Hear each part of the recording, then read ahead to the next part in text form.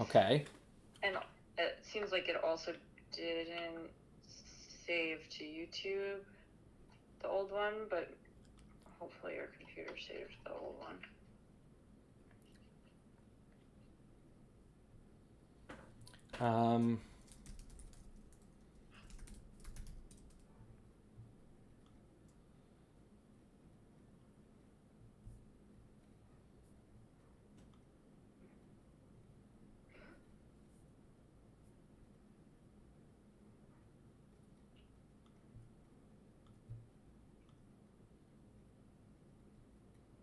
Okay, I see the old one there.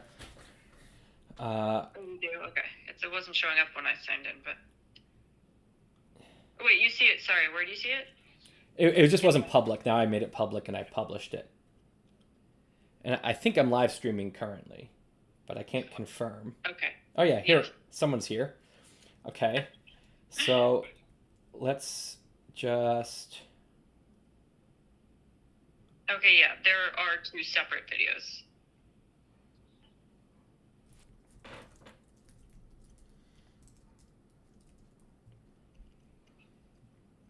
Okay. So I guess people just have to refresh. I think that's right, yeah.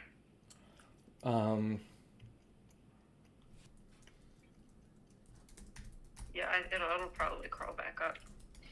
Let me just see what the URL is for this one. But yeah, either way, if they were like, currently watching and it dropped, like, it either should be able to. Let me see if I use the same URL. Okay. There are some people here. People had to refresh. Okay, well. Yeah, and even if they didn't refresh, they could always like click the channel name, and it would have been the first thing they saw. So. Yes. The old link goes. Yeah, the old link does go to the. No, I just refreshed. We back? So. Yeah. Oh, there are 2 things. The link that you shared, Tim, the Weibo/live, is still correct for the current video, so you're good. Okay. All right. Well, here we are. So people just went back to that link, they'd be fine, or they could click on the channel name. But then the video does also have an individual URL. But okay. So there might be some drops, but. Okay, that was super fucking annoying. Yeah. Okay. Let me just try something here. Okay, well, the audio output capture, that's the silver lining, is that we now have working music again. Fuck technology. I still don't really, I really did not see that same, like, a lot of people couldn't get it to work in the first place, but, like, no link between Siri and anything, or, like, it dropping in the middle, so I don't know. Anyway, it's all good now. I'm back on, so I will talk to you later. Okay. Thank you for those who refreshed and are back. I'm very frustrated, as you might imagine, but the music's working again, which was the bane of my existence all day. Okay.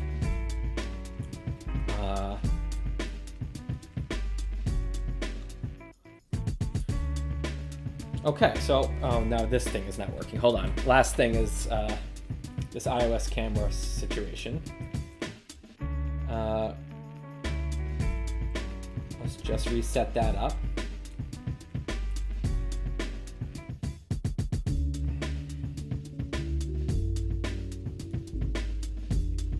Yeah, there's 2 silver linings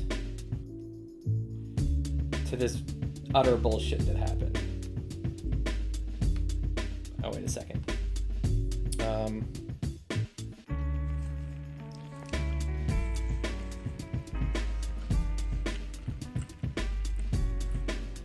Wrong way. Yes, that way. Okay. Now, we're going to discuss the nightmare that is my life. Okay, so we got this, and we replug this in. You know, they said, if you're going to be doing stuff like live streaming, you really should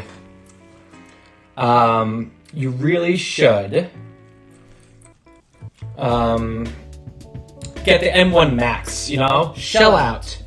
Get the really fancy computer because, look at this.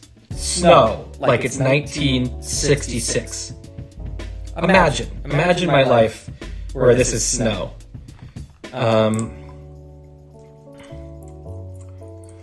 So, yeah, they're like, oh, you gotta get the double camera audio. Good thinking. Thank you. I will turn that off. But it was like, oh, get the M1 Max, they said, you know? Go all out because you're going to do stuff like live streaming and you're going to want to have the best computer. And then I do that and I get the best computer and this kind of shit happens. Okay, we're close. Okay, so there's 2 silver linings. One is that the music is back. So that makes me happy.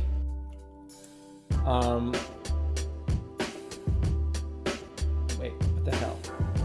And 2 is that I did not lose my drawing. I was so fucking sure I was going to come back and have lost that whole drawing, and that was going to make me really angry and upset. I fucked everything up. I fucked everything up now. I cropped the wrong one.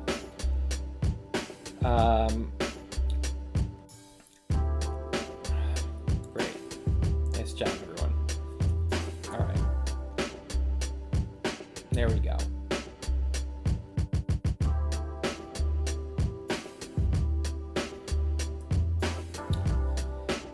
Okay. I'm gonna add to the agenda.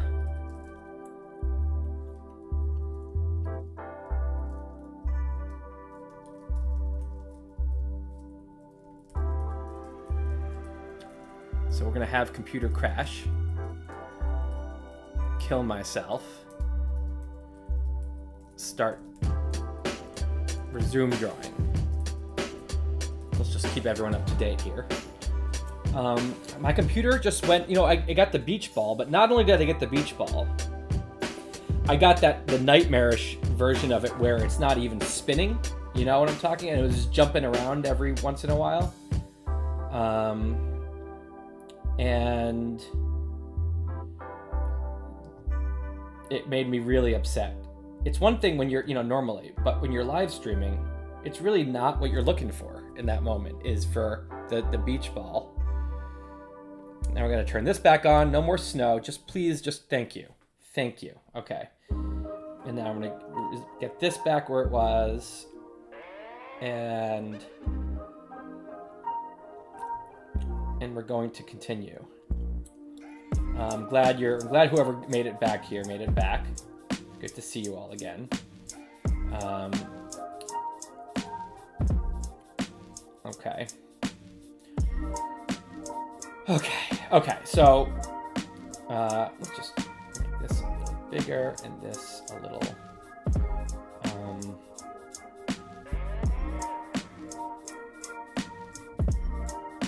smaller. Not really, actually. Okay.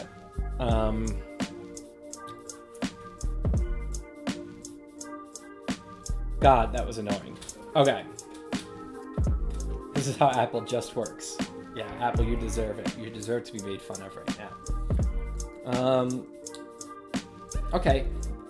So there were a few hundred people here, and now there's 60. So good job, some of you making it back.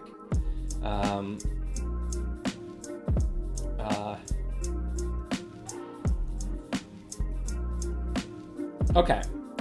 I guess let's continue where we were. So the good fucking news, that thank God, is that my drawing didn't die. I was going to be so upset after working quite hard on this.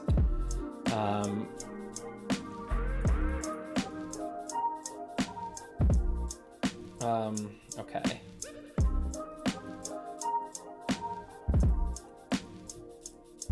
Okay, so we're making a cross section of the Earth. Man, that was annoying. Okay, so now I'm gonna go like this.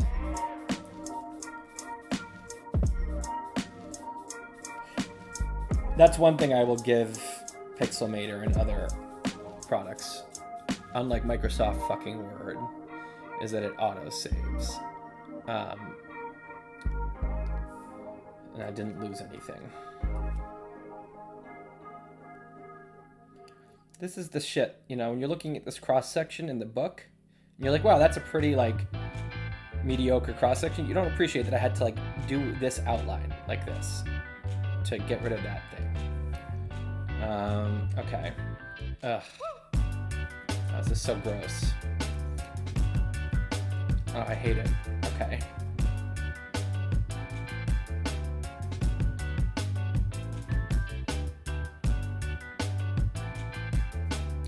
This is stupid, right? This is stupid what I'm doing right now. Is this inane perfectionism, or is this just like worth it for like 3 minutes to make the whole thing look less sloppy, or maybe 8 minutes? I think it's worth it. But it's always good to weigh how inane I'm being. I don't get when I fill. I still never found a way to just get it to fill every pixel. It like likes to fill like close to the line, but not like actually just fill the whole thing as I would like. It likes to have these lines. I'm sure there's some way to do it that I don't understand.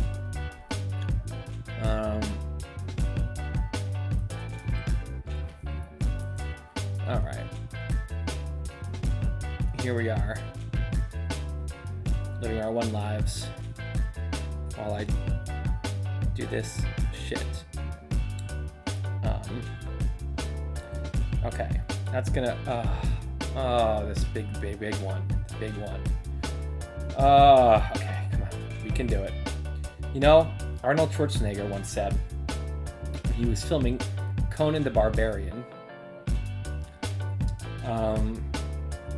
He said that he was like, oh, you know what? The music's probably too loud this thing. 'Cause I forgot to turn this down. Yeah. Let me know if the music's too loud. He said, Arnold said that he was in intense pain going through, climbing the, crawling over these rocks. His knees were bleeding, but they kept having to do the scene again and again and again. He kept having to crawl over rocks. His knees were in agony, stinging, bruising. And he said that what I told myself, he said, the pain is temporary, the film is permanent. That was a bad impression. But he said, and I never forgot that, because I was like, it is the mantra of perfectionism, so it's not great to go too far with that, to be like, no, it's always worth it to make it a little better. But I do think in certain cases, like, someone might have this book on their shelf in 20 years, and it won't be as sloppy because I just did this for a few minutes. And so it's a line that you have to just think about where the right place is on it. But I'm going to do it anyway. Now, granted, what I should do is just learn sometime how to fill in a way where this isn't, where I don't have to do this kind of thing. But we're almost done now. I was on a roll with this cross section. I was so proud of myself. I was doing really efficient with those circles, and I was like, oh man, I'm like, this could have taken so long. I'm just flying through it. And then between the computer crashing and now these lines kind of negates that. And it's just like another slow ass drawing. All right, but we're getting close. And I'm going to be excited about having a finished cross section in a second. All right. Okay, that's good. See, I'm not going to worry about like the little difference in color here. Fuck that. Okay. This is sloppy here.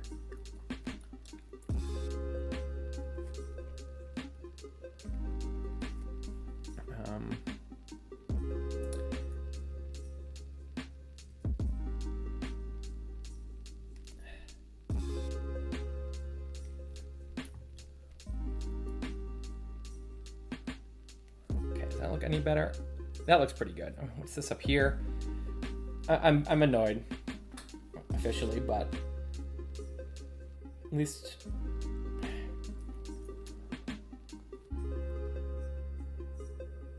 okay.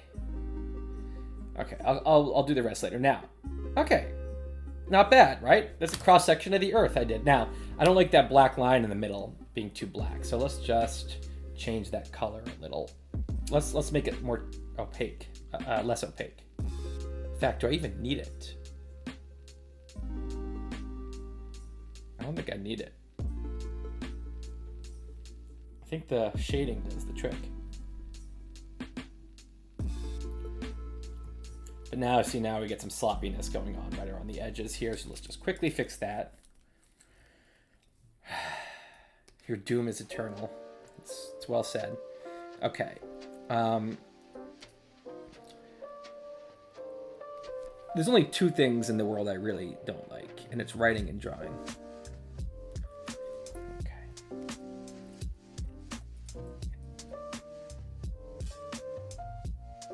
You know, it's funny because whenever I'm writing, I fantasize about drawing. I'm like, what if I could just be like, you know, sitting around with my pen, drawing some stick figures, instead of like writing this like hideous research paper. And then when I'm drawing, I'm like, oh, what if I could just be like, instead of hunched over this thing, trying to do this thing I don't know how to do, what if I could just be sitting back in the laptop typing paragraphs? Seems a lot better. Green, the green is from the earth, I see. Because it never really quite connected. Okay. I see. All right.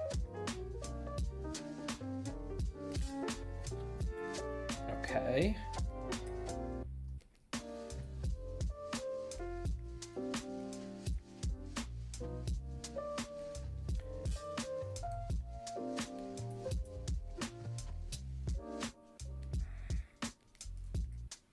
All right.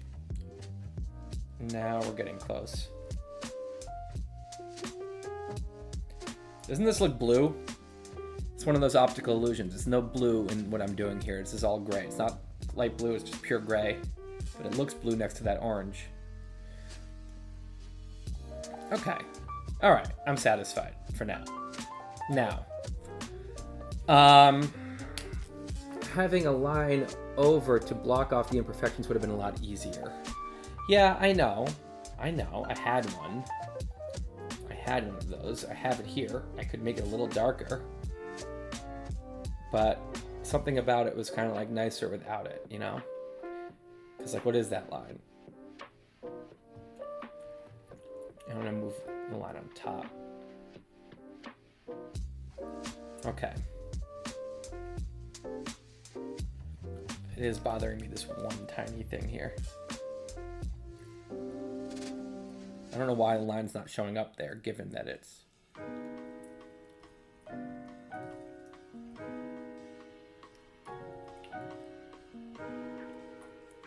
No, that's not going to work. It's going to be too dark. No, I'm going to leave it. Now, okay. So, the point of all this, what were we even doing, right? Oh, yeah, which playlist stream? Okay, so, what I would love to be playing, and I'll just play it for a second, is my, like, Zelda and chill, right? Or, like, but I just don't think I can do that without having YouTube, like, shut it down. I asked permission from all the artists I like, and most of them said yes, but I still don't think YouTube AI knows that. Like, what I would love to be playing is my normal work playlists, which is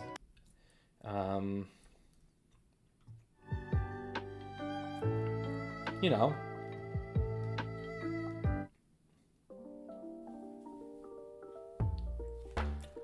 some Zelda and chill, or some Pokey and chill,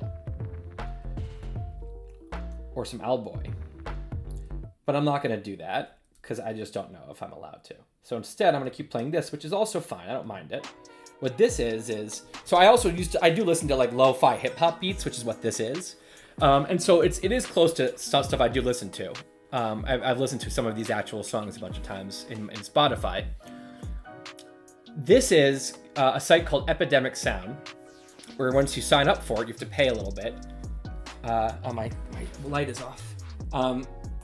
Once you sign up for it, you can use all those songs on YouTube legally. You're not going to get shut down. And so that's where I am. And the way I found it is because I searched happy hip hop, which was an idea I got from the YouTube streamer Chris Ramsey. he did a little video about, because I was like, I was like, those are the songs I'm looking for, what he's listening to. And then that's where he searched for happy hip hop and epidemic sound, and you get a nice playlist. There's your answer to that. Anyway, so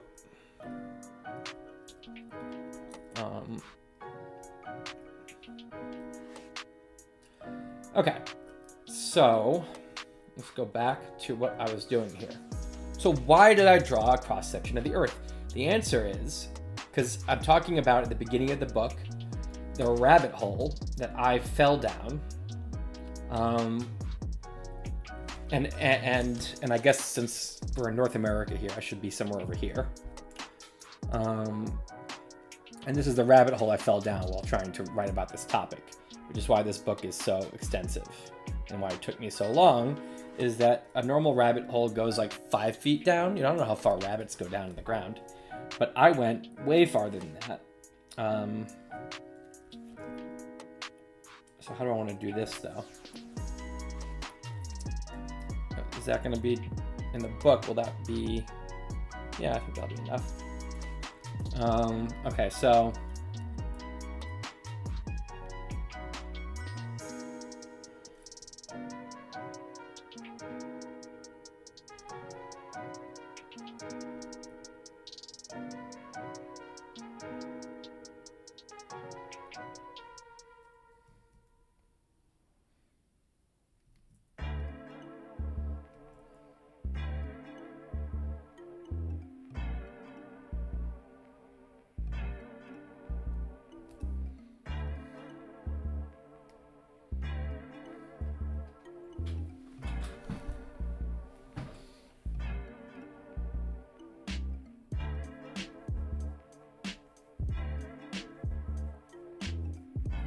that's where I fell. That's the rabbit hole where I ended up. And so let's just label that so we know.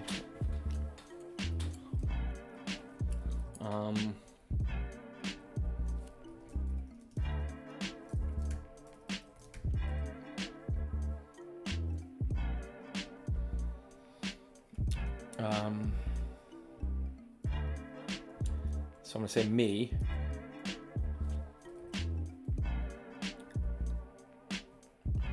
This will make more sense in the context of the book. When you're actually reading it, you'll understand more why I'm saying me and pointing to this, but maybe make that white. Oops.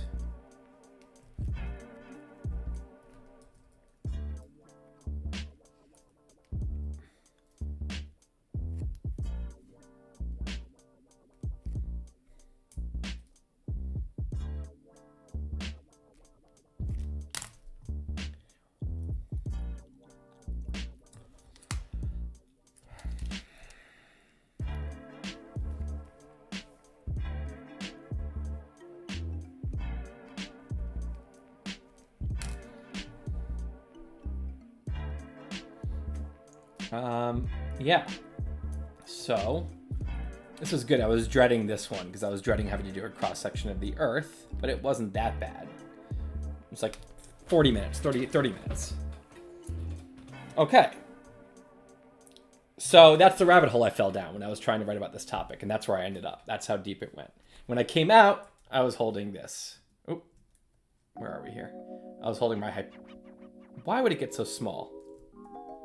What an insane thing for it to do. Look at this glitchy shit. I'm gonna restart Pixelmator. This is some glitchy shit I'm dealing with here.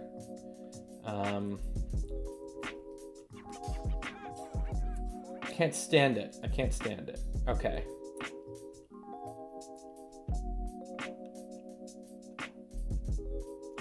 Okay, so Max says, are you still going to read the rest of the story of us? Also, what the book is this drawings for? Okay, so I explained this before, and I'll explain it for people who are here. This is the story of us, this book.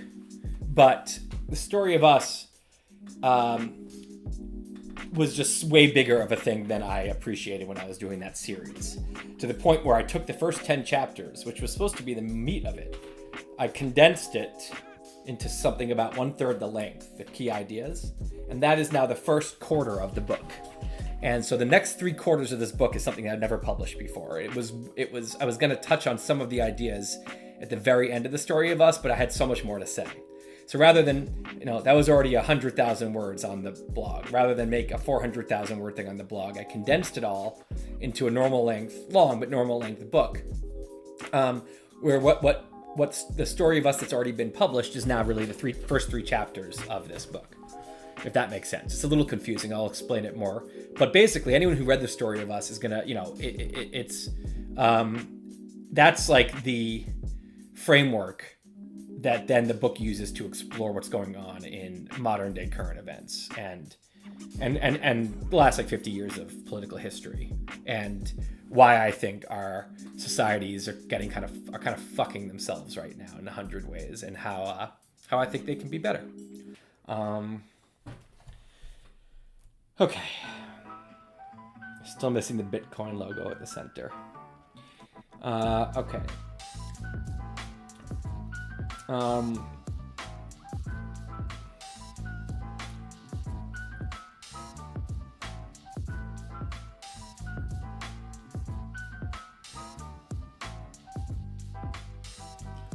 I using different layers? Yes. You see over here? These are all my layers. I think I'm, as I said,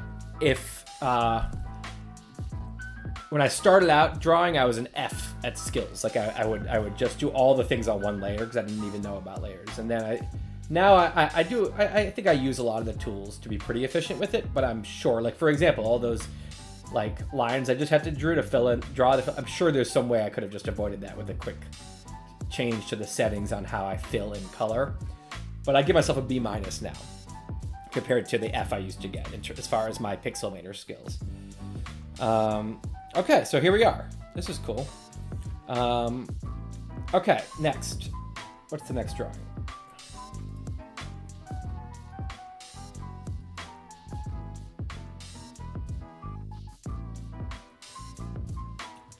Should we do a little bit of procrastination?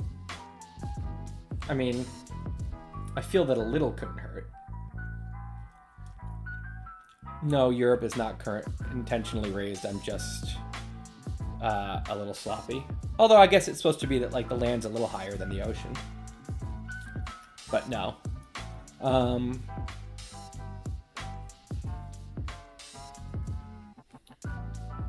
Okay, let's see. Where do we want to do? I think we should do this. I'm going to go here. We do a little procrastination. So resume drawing, which I did. 14. Procrastinate. So far, this is where we've been, FYI. We started with troubleshooting, and then we've done a little bit of all of this stuff. Oh, that doesn't need to be bolded anymore. Maybe I'll make this a little smaller. It feels a little unnecessarily big.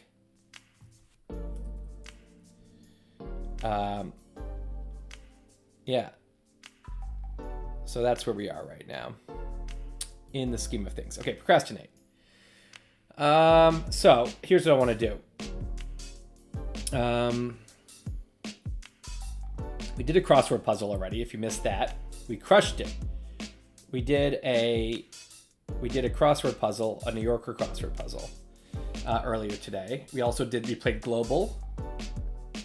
And now I want to go to Wiki Roulette. So this is where you get a random Wikipedia page. I don't know what warrior run means. Let's move to the next one. Okay, let's read about this. This is a random Wikipedia page.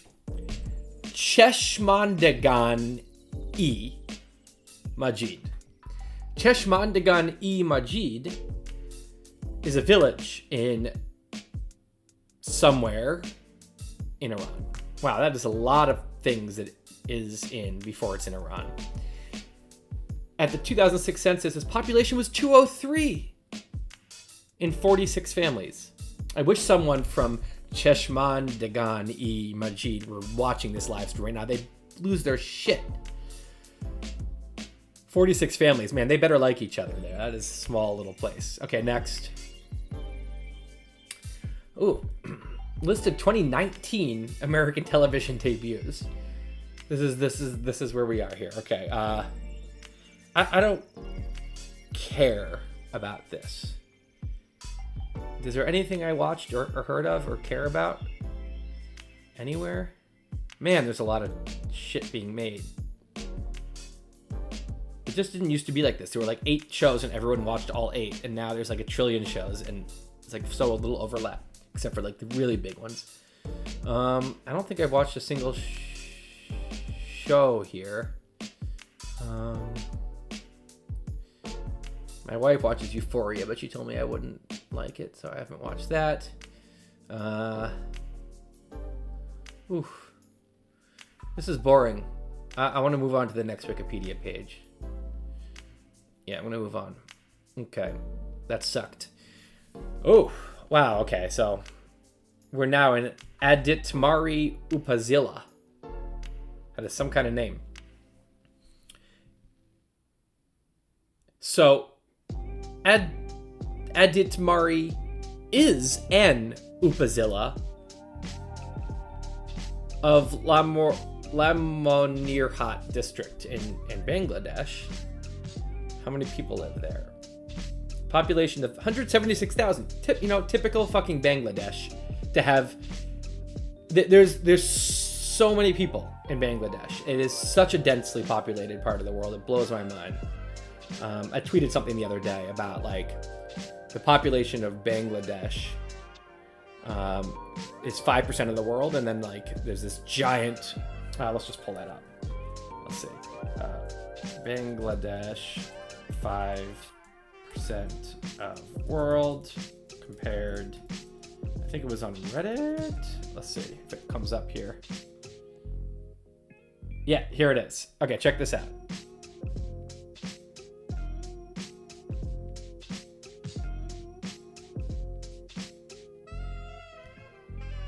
Okay. Let's zoom in here. 5% of the world lives in the red. 5% of the world lives in the blue. That is wild to me. I mean, like, granted, a lot of that blue is like tundra, but it's not. I mean, all of Scandinavia is in there, or everything besides Denmark. All of Canada. Like, these aren't like complete, not all of Australia. Huge parts of Russia where there still are cities and people. Like, it's just wild to me, this fact. But like the craziest part is the red. Like that, there's so many people in there. 5% of the world's like 400 million people. 400 million. That's bigger than more than the U.S. population lives in the red. So yeah, that's kind of crazy. Okay, let's go back to where we were here. So anyway, now the question I have is, if Aditmari is an Upazila, what the hell is an Upazila? An administrative region in Bangladesh, functioning as a subunit of a district. It can be seen as an analogous to a county or borough. Okay, an Upazila. There we go. Okay, let's do one more.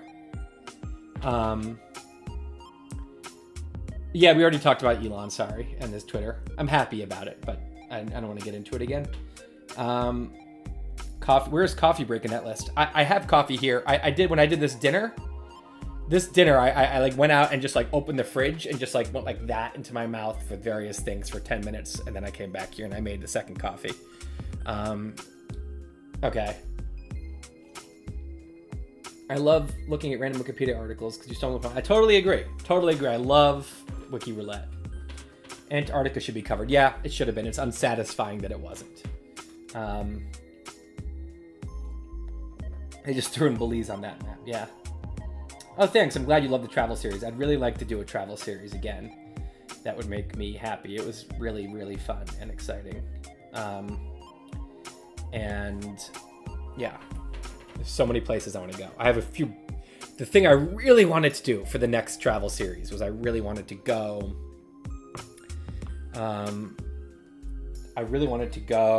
Do I have any pets? I think to answer that question. Anyway, I really wanted to go to this is Remy, and let's just get the other one while we're here.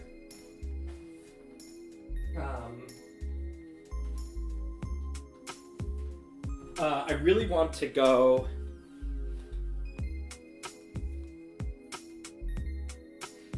across the Bering Strait. I wanted to drive. So this is my friends here. You see, they're actually both napping. Oh no. No, wait, Siri did it again. Oh no, we have the music. Okay, I thought earlier this morning, Siri came on randomly. I need to turn Siri off tomorrow. And the music disappeared for everyone for the rest of the day until my computer crashed. And then music came back. That was the silver lining. Anyway, this is my little friends here. You see, they're little.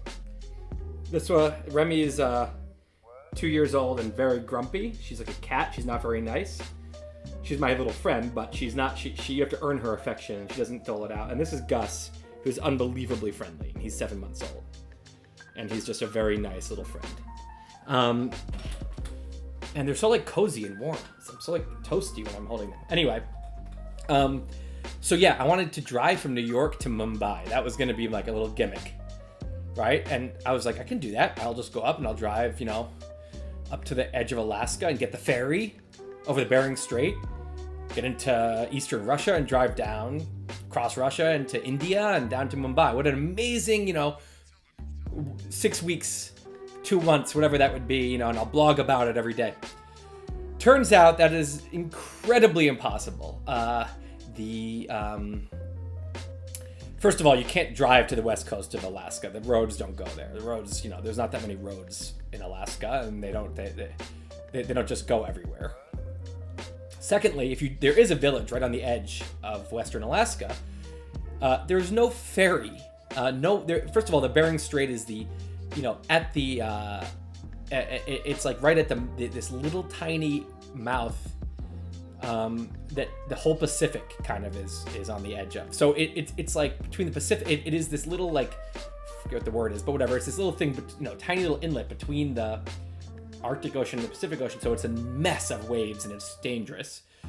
And there's no one who can get you across. Now, some people have tried, and it's dangerous, but when you make it, you get to Russia and immediately get deported because the eastern province of Russia is the hardest place to visit in the world. Like there's incredibly strict rules. It's not just normal Russian visa. You need like a special permit, which almost no one's allowed to get to go there. So you get immediately deported.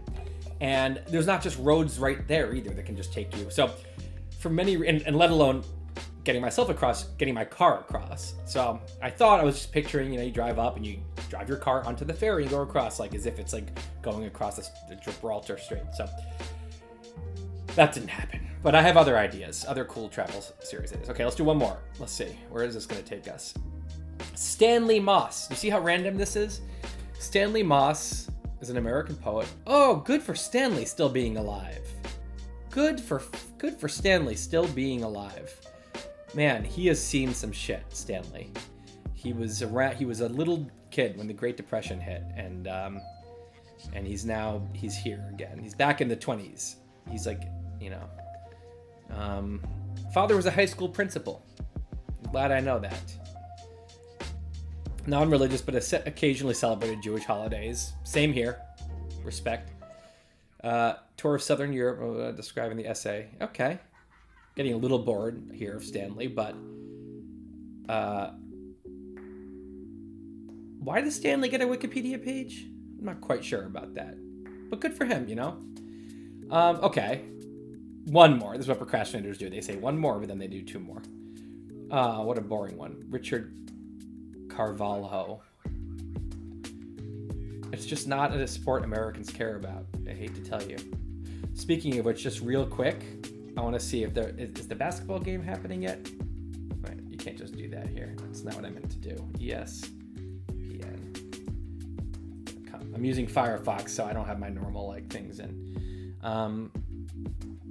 Oh, it's not until late. Wow, 9:20 Eastern. Imagine putting that game on and expecting any East Coast like kids to be able to watch it or anything. Okay. We are procrastinating now. Let's go back to. We'll come back to this, but we should get some drawings done. I'm gonna put these dogs down. Everyone say bye. Yeah. Okay.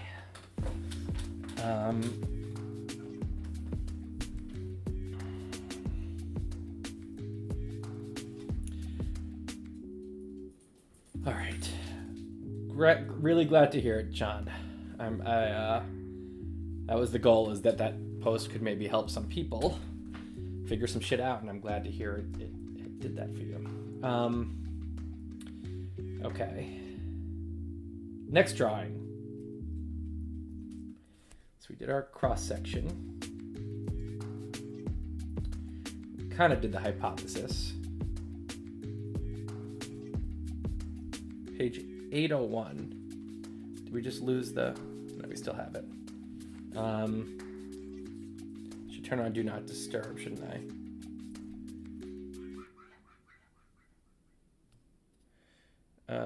Okay.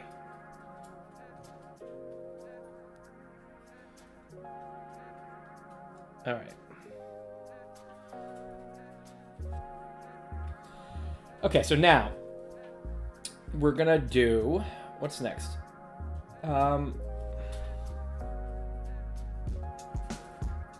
Okay, here's a small drawing. This is an easy one, unlike this last one.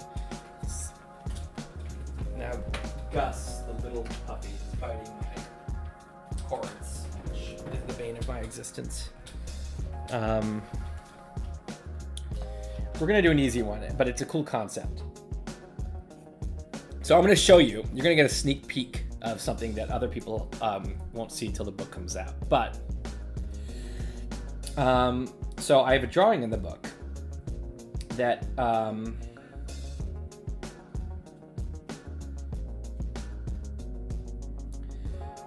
so check this out. This is one of my favorite drawings.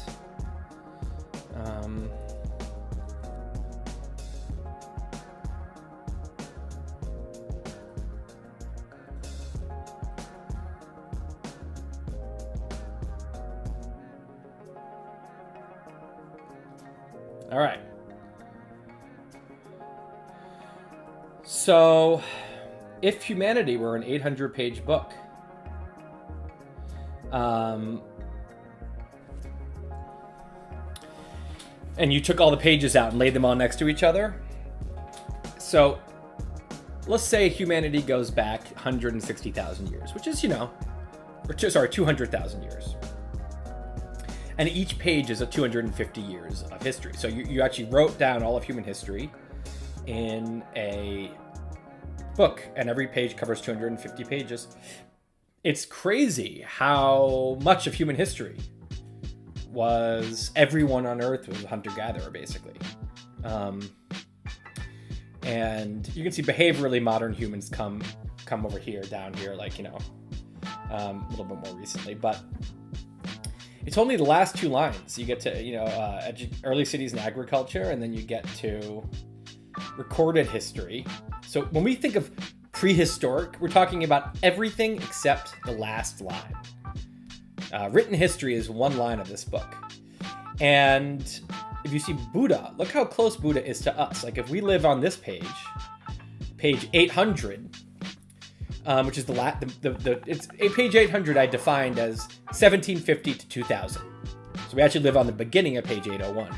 But you can see how everything we think of as ancient history is actually just right before us. It's our era. And there was so much time before that. Anyway, what I'm drawing now is after I said this, I then say, okay, but so we're in the beginning of page 801, which 801 runs from the year 2000 to 2250. We're a tenth of the way into page 801. And I want to just draw page 801 and kind of show that we are at the beginning.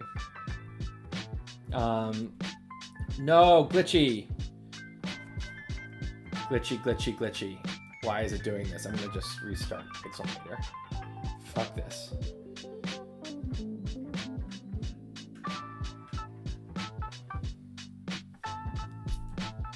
I like my background picture. Okay, now just please be normal now. Okay, good. All right, look what we've done for anyone who's missed it today. We did this. We drew moths at a street light. Take some explaining why, but see that glow on that? I'm kind of proud of that. We did the Pope and Giovanni having a conversation. We played tic-tac-toe. I won. This is my hypothesis. We did a rabbit hole in the earth. And, we have to bring the best one out, which is the boss.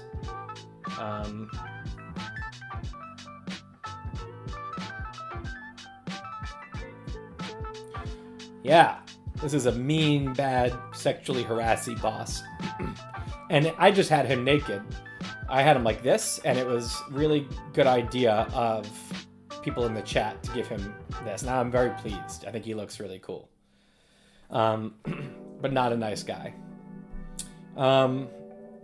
Okay. So, close this.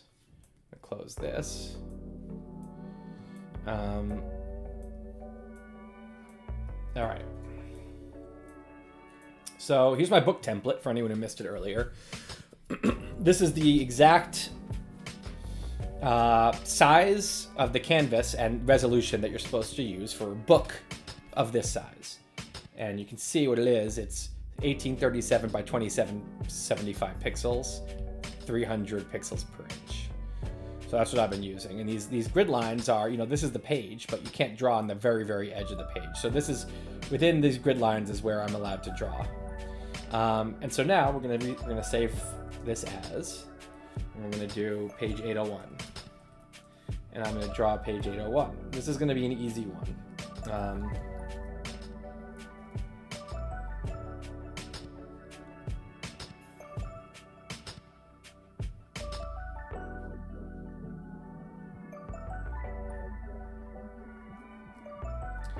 All right.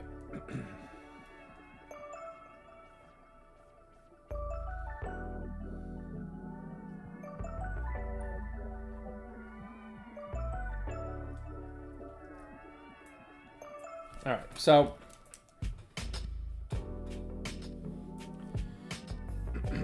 how did you pick the spot to start in the books? I just, I ballparked it like, how long is human history? How long have anatomically identical humans been around?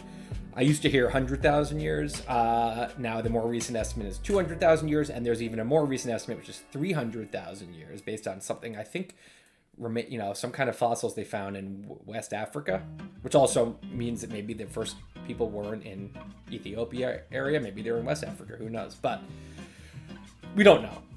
And so I thought 200,000 years seems like a solid ballpark for about how long people that looked like us and had similar bodies have been around. And then, there was some kind of cognitive revolution at some point. And so behaviorally modern humans, which maybe was, that's when complex language is developed, or symbolic language, maybe 50, 60, 70,000 years ago. So I don't have an exact answer to those because I've read different answers. And that's whenever I read experts and they disagree with each other, and all the experts are saying something different, is when you know that we just don't know yet. The species has not figured this one out yet. There's a lot of things like, certain topics like that where it's like, okay, we're just, our species just is still working on this one. And then once you have consensus, and almost every scientist says the same thing, now you think, okay, maybe we finally have figured this one out. AirPods Max, I like them a lot. They're too expensive. They're not a good deal. Like the Sonys, the Boses that are like $300, I think these are like $4 or something, are as good. But the reason I got these is that pairing is amazing, as you would expect from Apple headphones. And this big wide thing, I can actually on an airplane like sleep on it without it hurting, which is pretty cool. You can't really do that with other headphones. And the most important is this button here toggles between noise canceling, which every one of those headphones has, and transparency mode, which many of them don't. And the transparency mode is incredible. I can walk into a coffee shop to order, and I press this, and suddenly I'm in the room and I hear every word. It's as if nothing's on my ears. It's just a really great feature. I use it all the time. So that's my answer to that. Okay.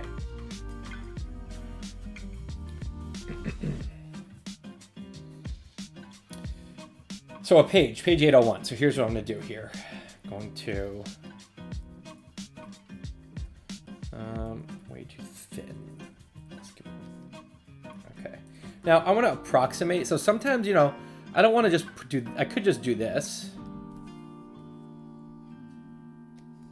Oops.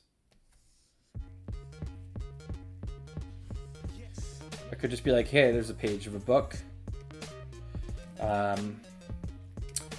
And I could add some thickness. And I could be like, there it is. There's your book page, and then I do some lines.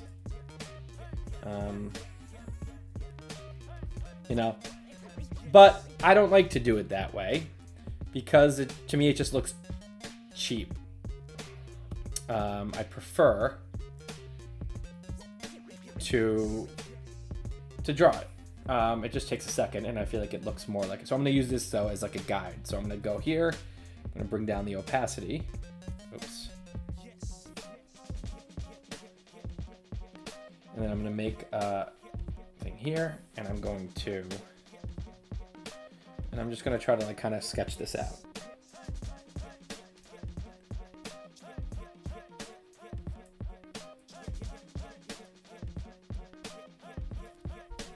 I'll clean it up after.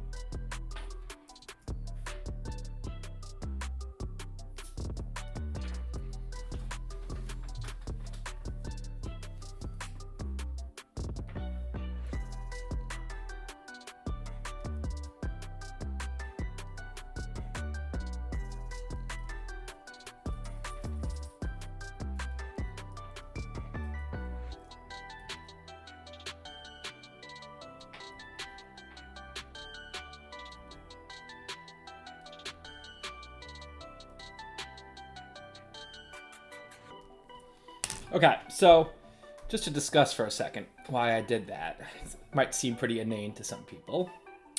Let's bring the full opacity back here. So,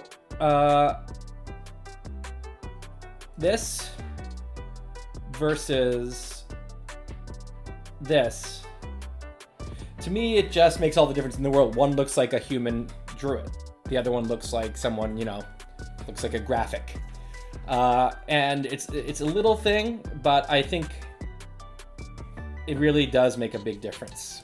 Clean up this one little edge here. And sometimes, just personal preference. I'm sure some people would think the straight lines just looks better, but I don't happen to. I think it makes it look better this way. Okay. So there we are. Now, and it's quick. I mean, obviously, there's a trade-off. If that was the kind of thing that was going to take me 2 hours, I wouldn't have done it. It's not that important. But it took 3 minutes? 4 minutes? Okay. Now, let's just actually try to get this mathematically correct. So if this is page 801, so this is the year 2000 up here, and this is the year 2250, we're a little under the 10th of the way in, right? And so this starts at, the ruler says 500, and it goes down to like 2100, all right? So that's 1600. So we should be about 150 of those in, which means we're at about, we're about like here. And I'll just, yeah, we're like at about there, right? So I'm gonna do lines to around there.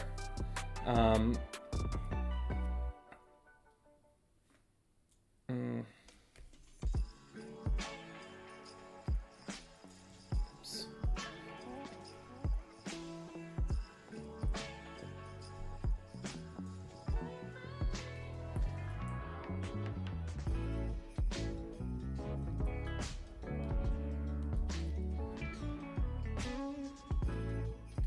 Should it be the same?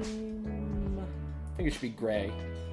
Let's just change this color quickly.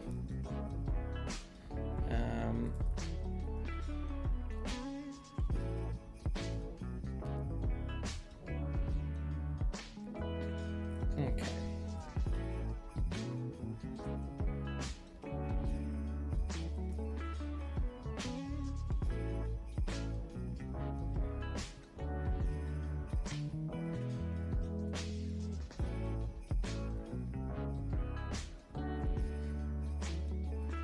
So we're like there.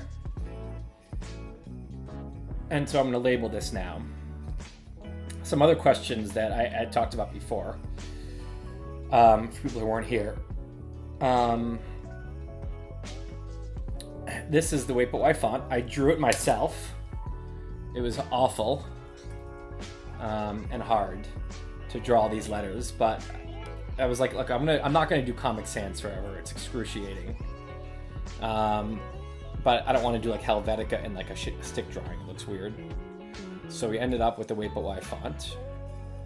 Make this a little wider, a little bigger. Too big. There we go. So, all right, and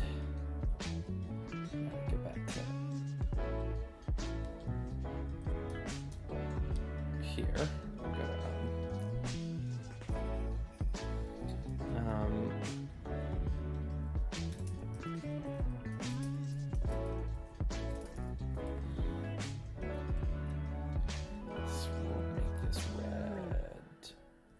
Smaller.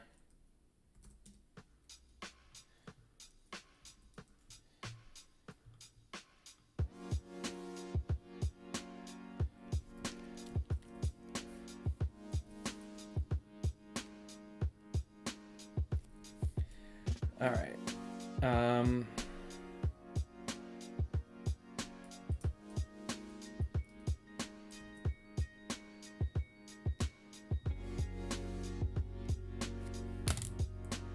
You are here.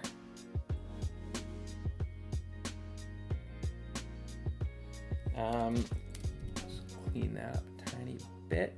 There we go. Okay, so page 801, you are here. That's where we are. And the point of this book is that, if you already noticed, page 801 is not like page 800 that we're used to. Page 800 itself is insane compared to the first 199 pages. So 199 pages takes us up to 1750.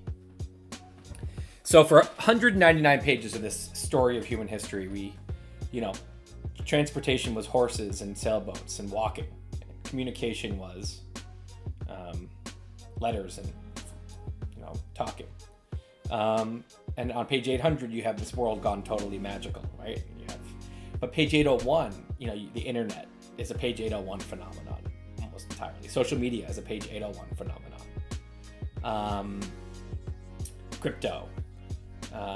Really the tech world blowing up. I mean, there was some of that in the 90s, but it really got blew up in the after year 2000. So page 801 is just the rules are different.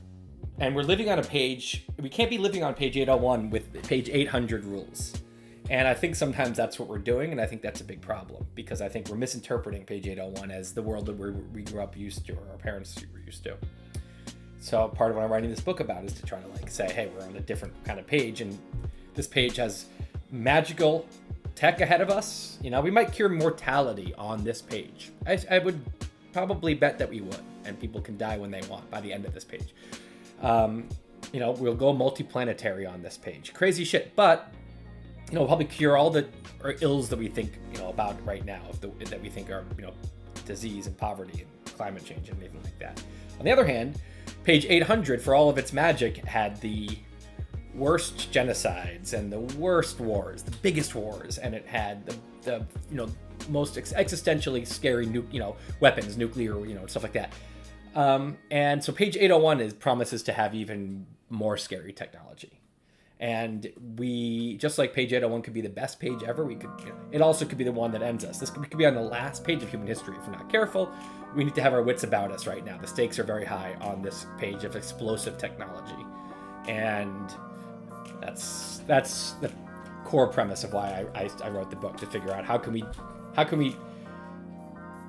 do our best to help page 801 have a good outcome, not an awful outcome.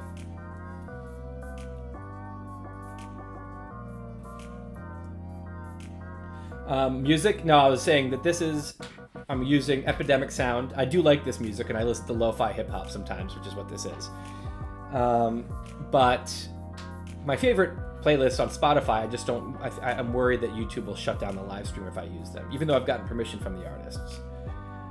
Because I think, you know, the AI will just flag it as Spotify music or something. I don't know. If someone disagrees and thinks I can do it and get away with it, I'd love to play other stuff too. But I think this works better than what we had most of the day, which is no music, because things were fucked up. Okay.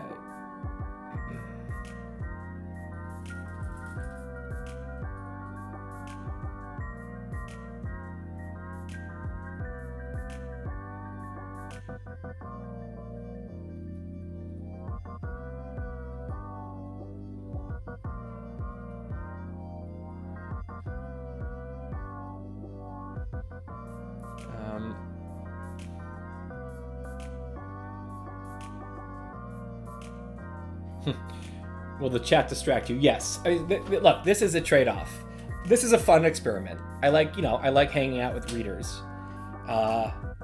And this is a chance to do that. And I always wanted to have live stream capabilities. I'll use it for God knows what. There's a million things I can use this for now that I have all the hardware and software I need. I just didn't really have it before. So I'm happy to have this up and rolling. This is a fun experiment. And it's also, I'm going to probably work more hours today because there's people here. So it's helping me move, but it's also slowing me down because I'm hanging out. I think it might end up balancing out, but it's a fun experiment. Okay. Moving on. Okay, so page 801. Now, the only thing I want to do is I think this page should have a little bit of a background color to it.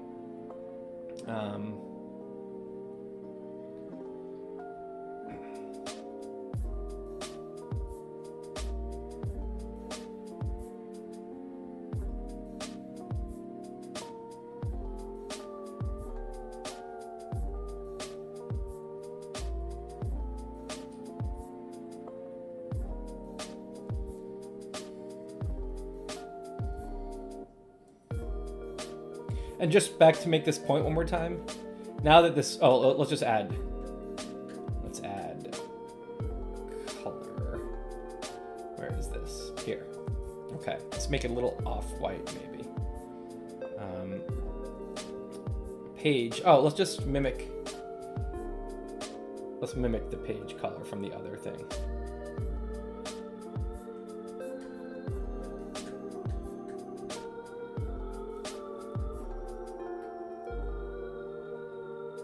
There we go. So now back to this one thing. So so here's why. Oh, this is not centered. That's unsatisfying. Here we go. So compare this with the shitty outline of the page to the perfect one.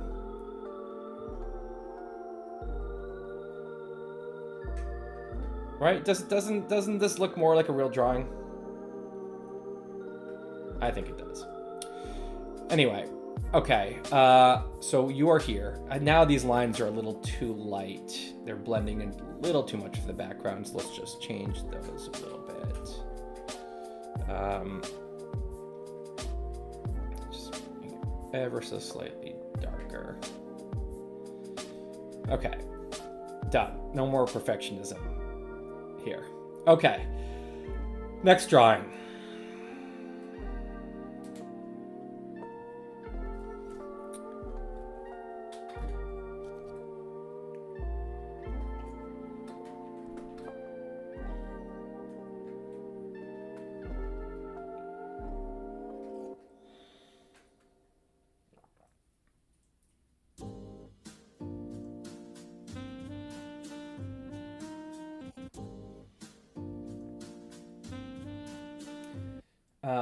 Okay, this isn't that interesting, but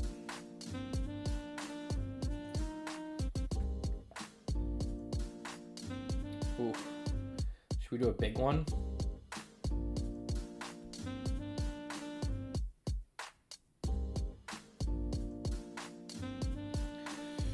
Ooh, okay, we could do a big drawing.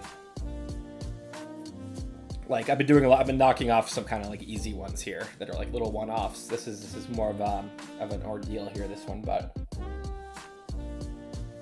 gotta do it sometime. Okay.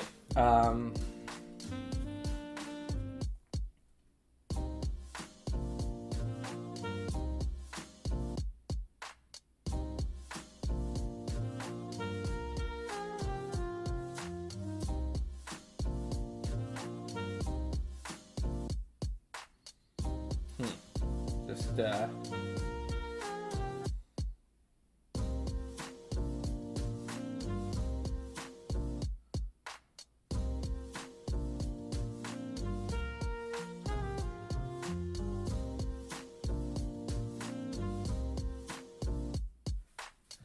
all right, let's do it. Okay, so this is gonna be, let me just open the documents to the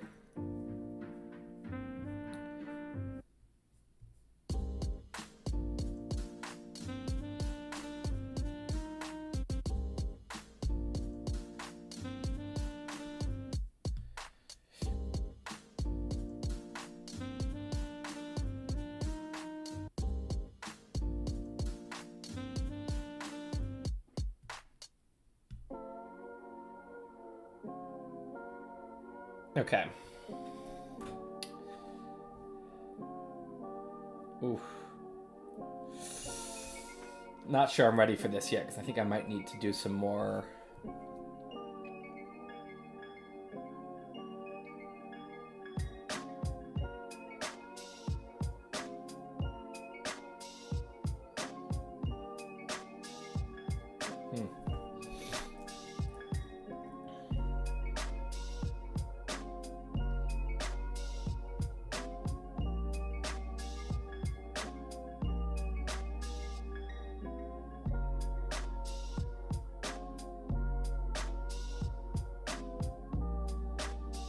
Okay, I'm gonna look at something different here.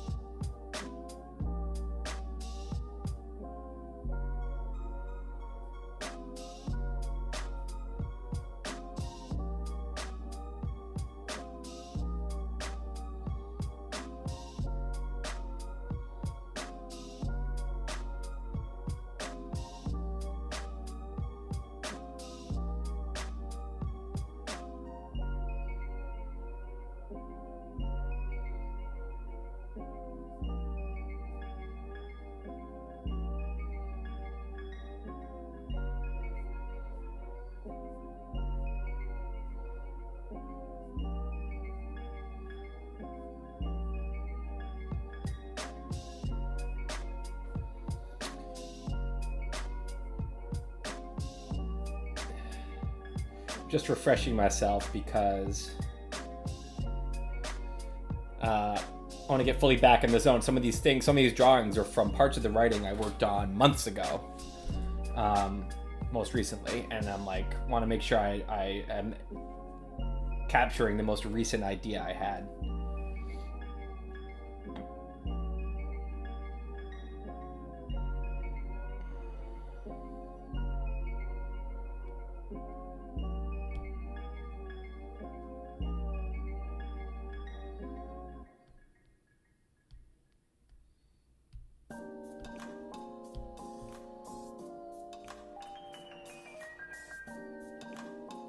All right.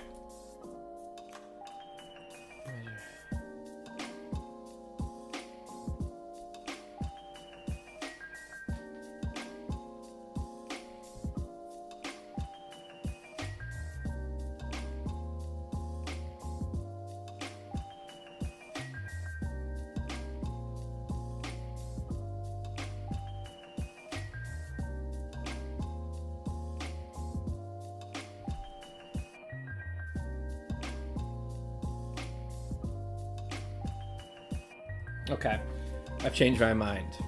I think tomorrow, I need to do some, rather than sit here and bore everyone by staring at my other screen.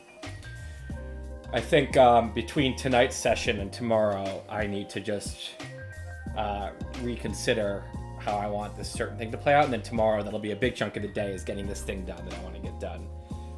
That'll be a huge thing to have finished. For now, let's keep it simple and do another intro drawing. That is the same idea of the book.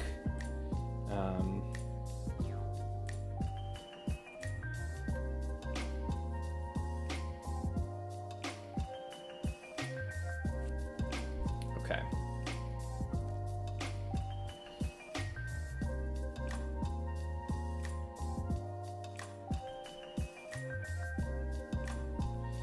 All right, I'm just gonna draw a book, and this is gonna be the story of us. It's what the book is called. Which, by the way, this book that I'm making is no longer called The Story of Us, but the book, the human history, is written in an 800-page book called The Story of Us, which does appear in this. It's very confusing right now. I understand. Okay, but here we go. So we're gonna say SOU book.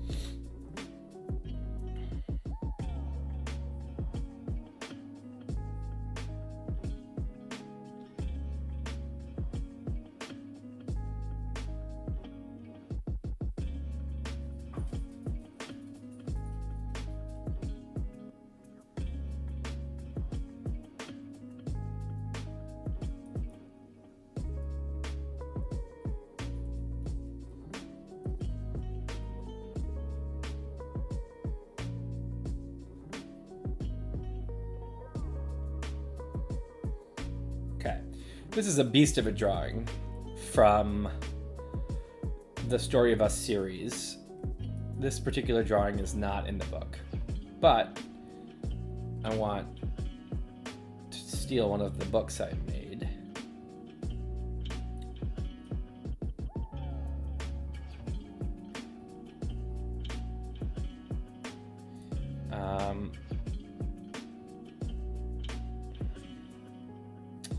Going to be too low res. You can't just transfer the blog drawing so easily into the book because it's kind of a different. Maybe it could. Maybe it can work. Okay, yeah, again, fuck perfectionism, right? All right, so let's write on this and see what happens.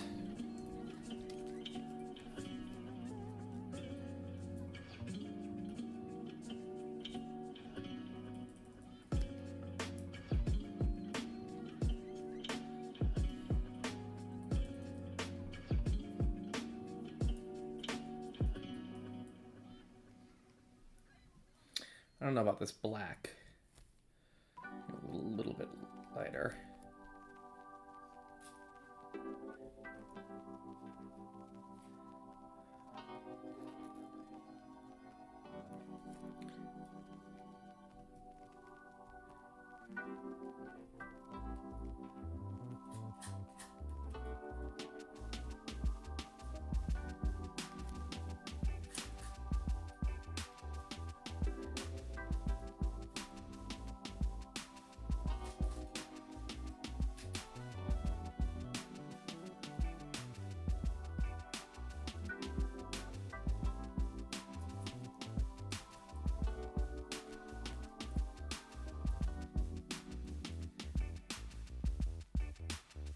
I hate S's. They're so hard. That was a good S. Thank God there's only one S right now.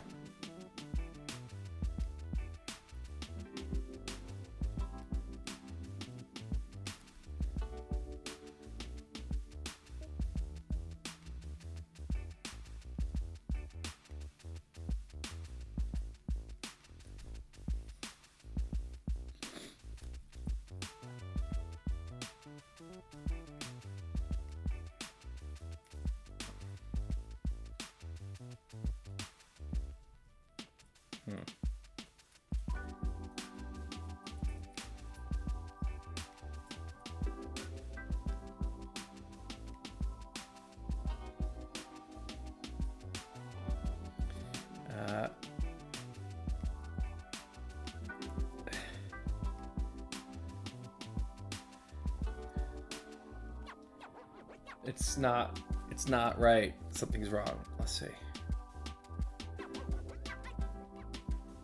Okay. Now this whole thing has to move over.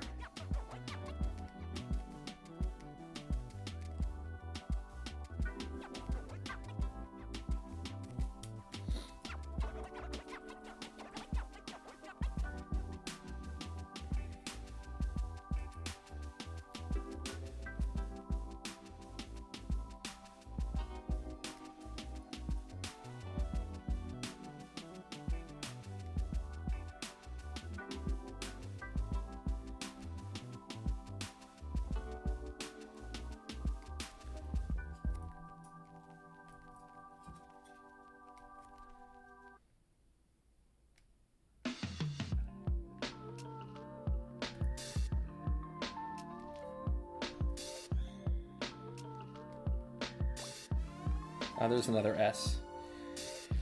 Okay. All right. It's dumb looking. Let's move the whole thing down.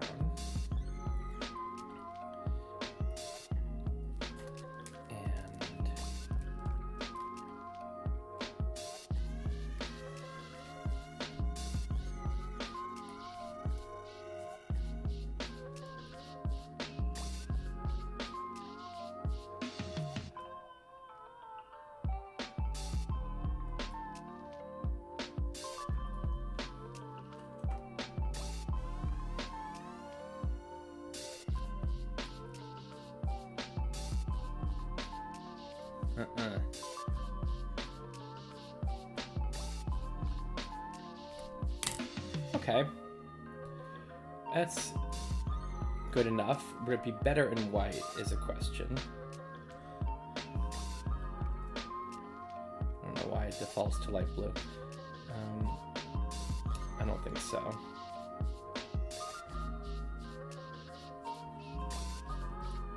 It looks really dumb, but you know, it's gonna have to be good enough. This H is killing me.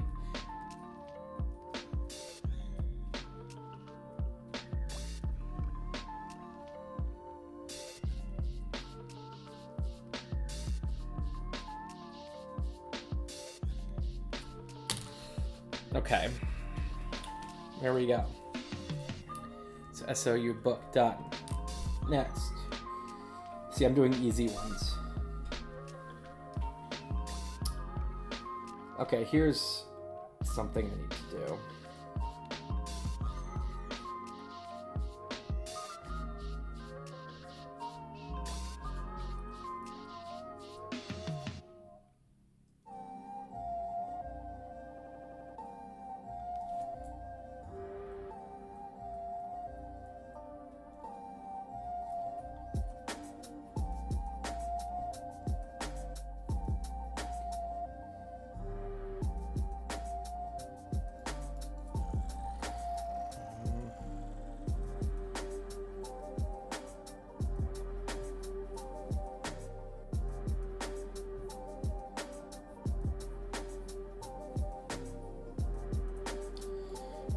All right, so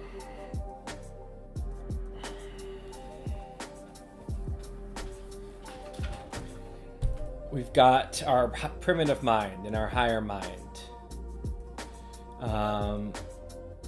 And look how much better this would look. This is something I explained earlier, that these are the colors that would appear on the blog. Nice and vivid. But in the book, when you print color, it doesn't look like this.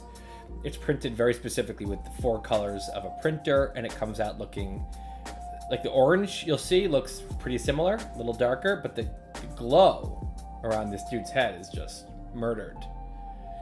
So that's a bummer, but that's okay. Anyway, the reason I'm here with this right now, even though it's done, is that I was told that it looks a little confusing.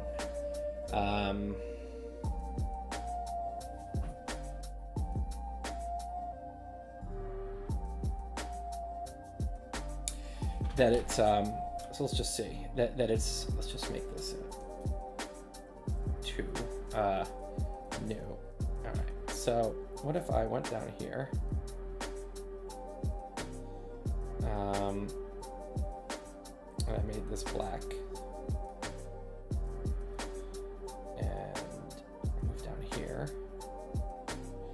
I don't think this solves the problem, because I mean, I obviously would get rid of some, I would shade this so you could read the words, but I don't think it's clear that this is one circle, that's another. Okay, so that's out. Now, another option would be to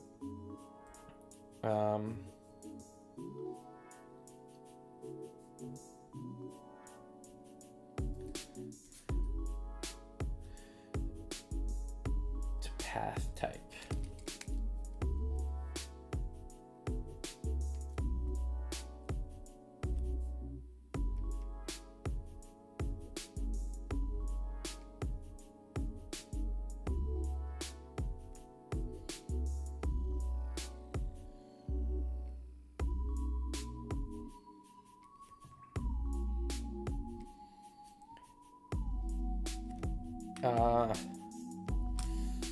I don't actually like that plan.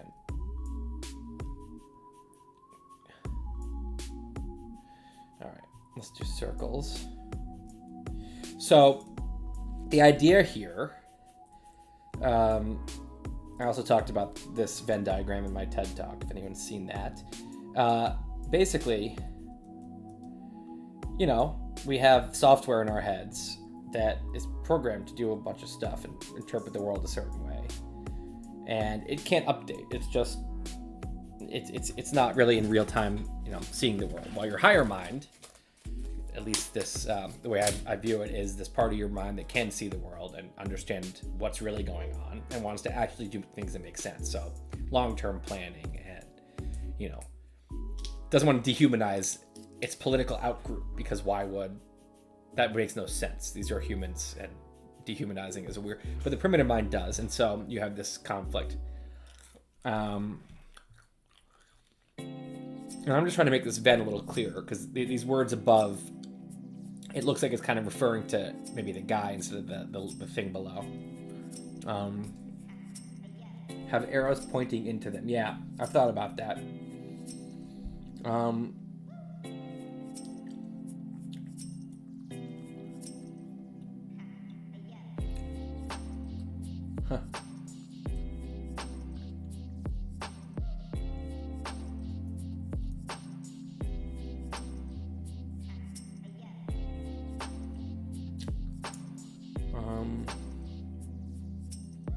What was considered confusing? Just like, I don't know, that this refers to. So I was going to try to do something here oh,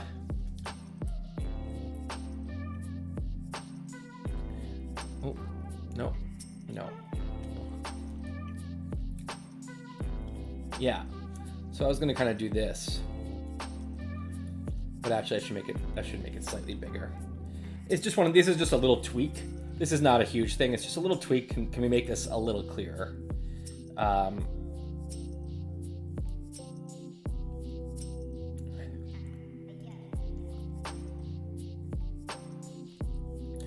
by like having the labels kind of really wrap around the circle instead of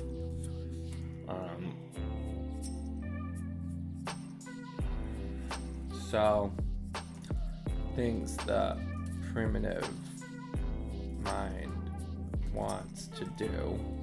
I don't know about this plant at all right now, FYI. But we'll try it. Let's make that orange.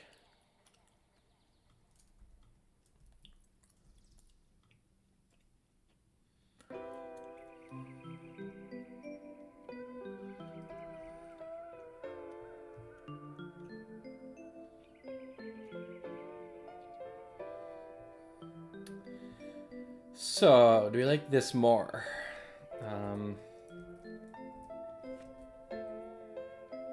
Mix the drawing. One thing I was explaining before is that vertical in a blog, vertical is irrelevant, right?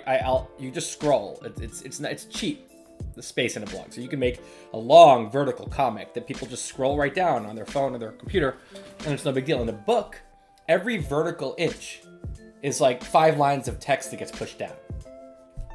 So even just this change here could, reduce 5 or 6 lines of text. If you're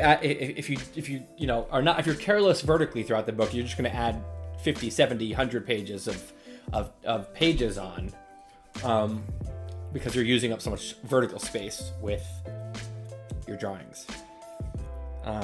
Okay, let's see how this looks here now.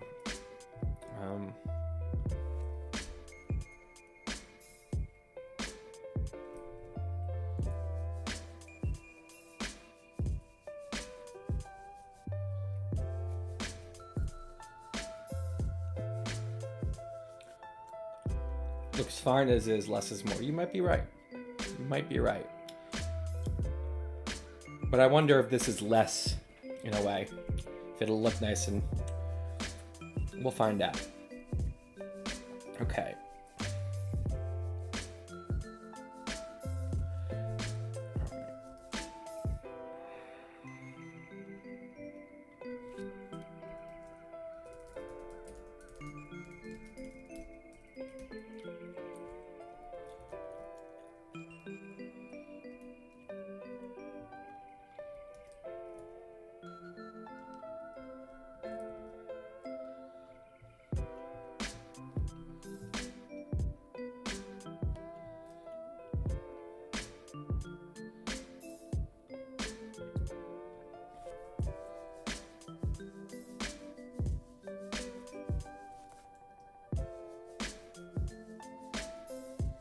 I don't love it. I don't love it. I don't love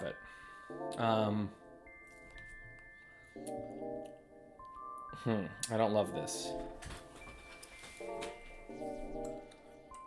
I think that the arrows person had it right.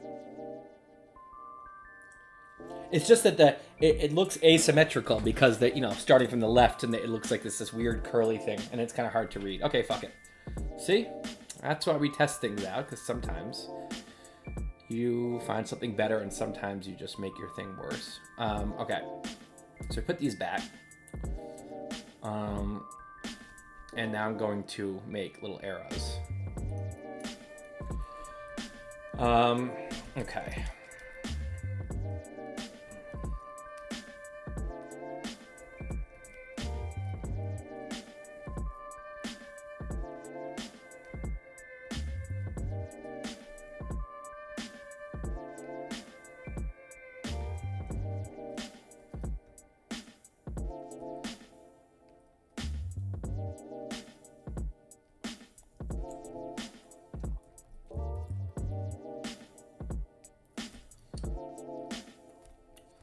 Kind of ugly, but clarity matters most.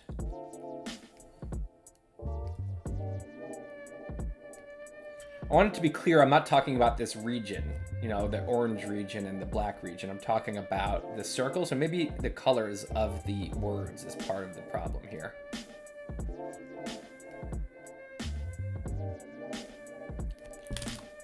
I think that is part of the issue. I think if I go like this, and I do that.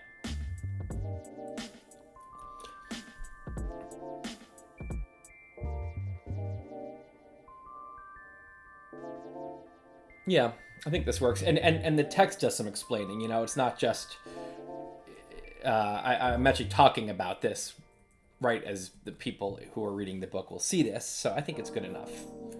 I agree. Okay, moving on. The circle outlines are a bit faint. Yeah. Are they? Are they faint? Yeah. I think it works.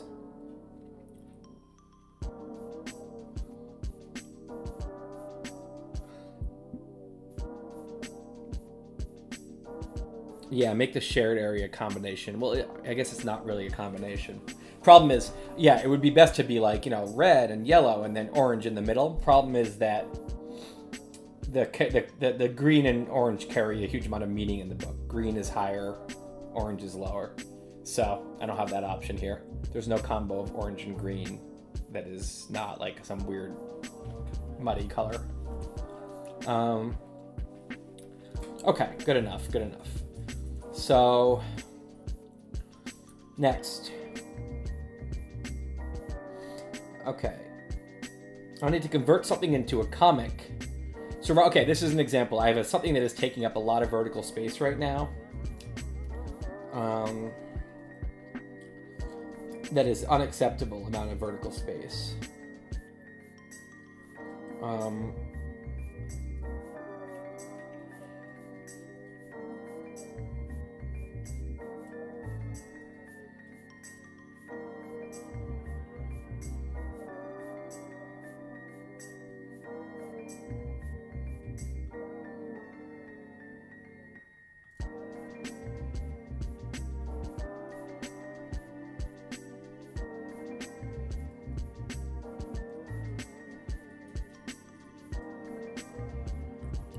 All right.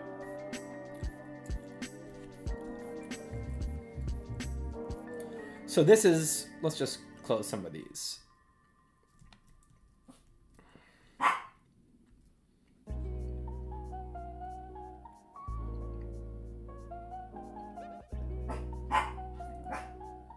So we made some progress today. Seems like, hey,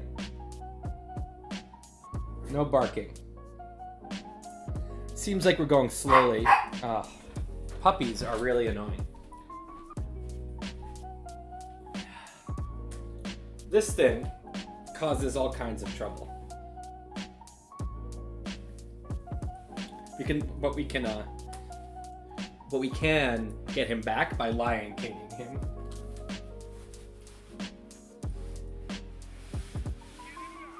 He's confused about what's going on, but I'm just Lion Kinging him. See? That'll teach you. All right.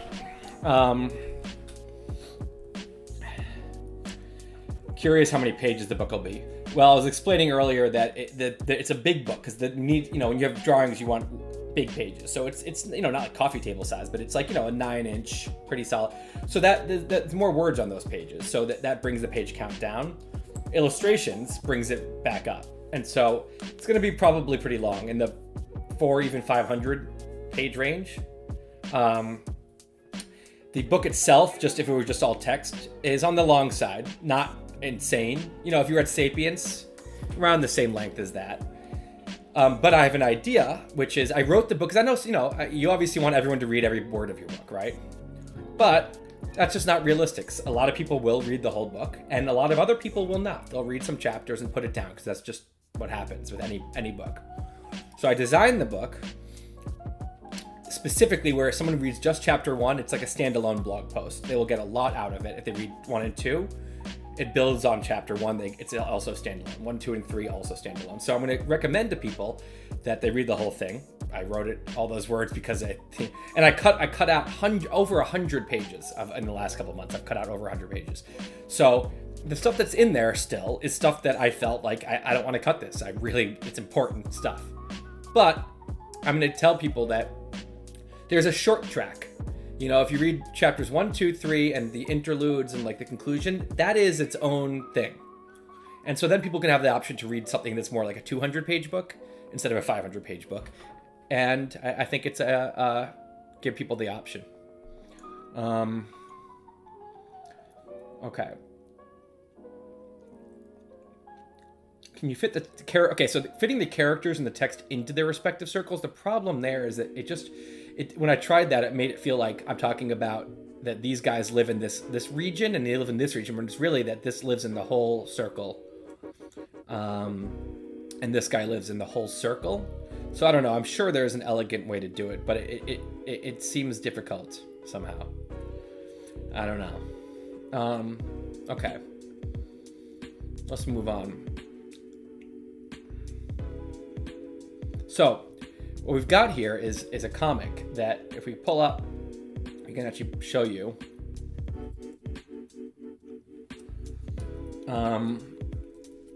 So, we put why. I think this is in the thinking ladder. The thinking ladder stuff is all in the book. It ended up being, you never know when you're writing something, but this set of ideas ended up being, one of the core concepts of the whole book. This ladder now comes into the entire book, not just as far as it goes with thinking, but this idea,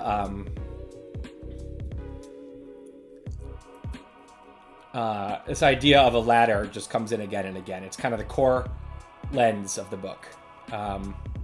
This idea here. And there's a comic in here. A lot of this is the long version. All of this got condensed and a lot of this stuff got cut out of the book. But one thing that made it into the book is this comic here, the boxer. So I talk about, why you need to test your ideas before you can have confidence in them. If you just come up with an idea, and, you have an opinion, maybe because you read a couple articles and, you learned some stuff and, but you never argued it. You never let someone really challenge it. It's like saying, I present to you this boxer, and saying it's the best boxer in the world, and someone asking, well, how do you know? Who has he beaten? And you say he's never beaten anyone. I say, well, how do you know he's the best boxer in the world? And you say, I just can tell he's an amazing boxer. That would be crazy, right? People would say, no. You can tell me that boxer's good all you want, but until he's, proven himself in the ring and beaten some hard opponents, fair and square, that's not a champion boxer. Certainly not the best boxer in the world. And so we do this with our ideas, though. And so the point is, if you have an idea, think of it as a boxer that needs testing. It needs to stand up to some very smart people who disagree with it, trying to tear it apart, and giving and honestly, not just disregarding those because those people are biased, but actually addressing those arguments. And if your idea can stand up to that, then it becomes a very strong idea. So the problem is, look how long this is. In the blog, you're reading and you're just like, do, flip, skip, and you're down to the bottom, right? It's no big deal. In the book, this would take up, 4 pages. Obviously not okay. So we need to condense this. I want to try to condense it into as little vertical space as possible while still getting the point across. And I think what I'm going to do is,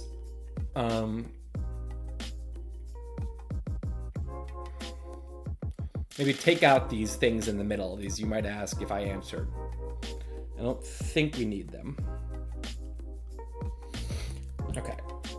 So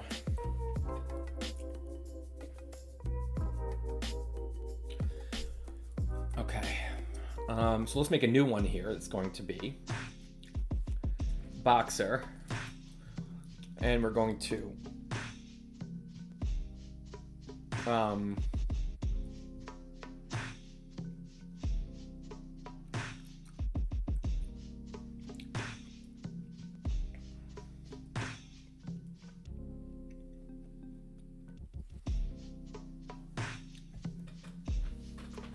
little friend.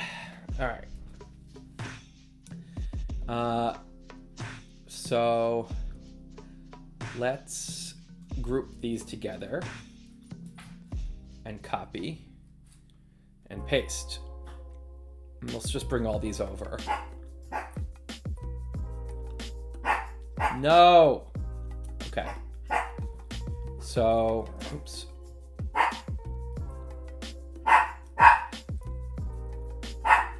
No. kill him. Puppies! Hey! Oh, okay. I see the problem. The other dog was in a bed cuddling with his stuffed animal. And he didn't like that. And he's a brat. And so instead of just accepting that sometimes you don't get what you want, he had a fit. And now I reinforced the behavior by removing the other dog and giving him what he wanted. Okay. So we got this. What the hell? No. Okay. So we got this one. Then we got this one.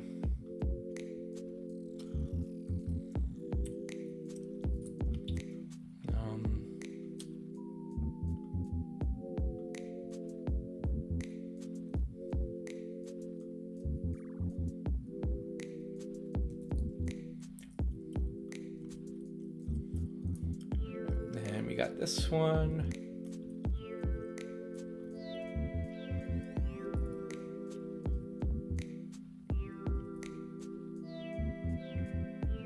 We got this one. All right. So what can we do here? So I think first of all, we don't have to have them just saying one line per pane here. Oops. Well, no. This is to be grouped. Okay. So I think this is the best boxer in the world. I fucked something up. Whatever. Wow, cool. Who's he beaten? Let's move those out of this and hide this. Okay, so now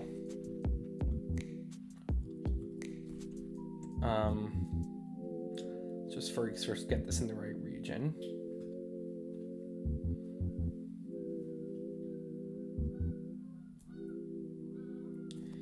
All right.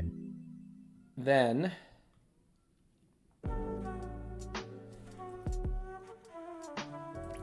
we don't need this anymore.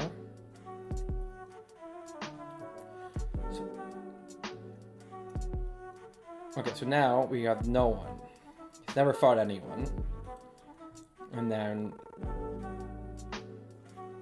how do you know he's the best boxer in the world?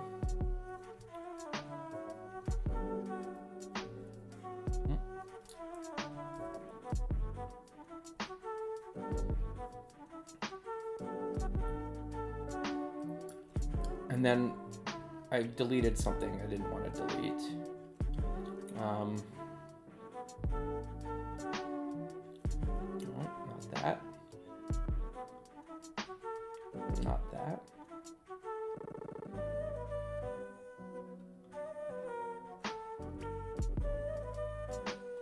I don't know. I lost it somewhere. I can just tell is what I'm looking for. There we go. Okay. So I think this can be 2 panes after all that.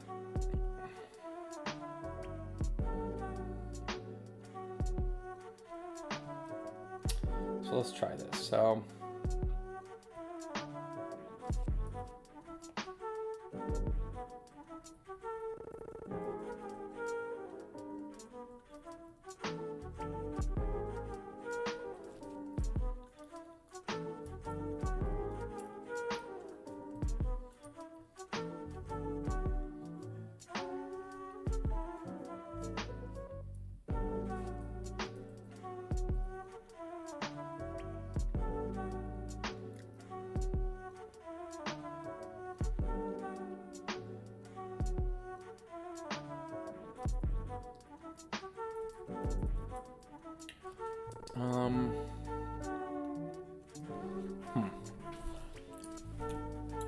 maybe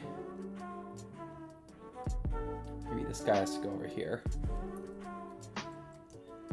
Maybe these, okay. Maybe this thing goes here.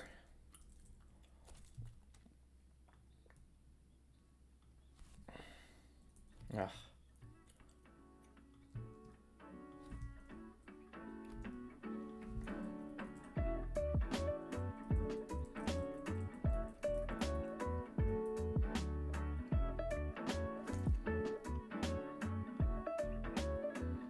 mess.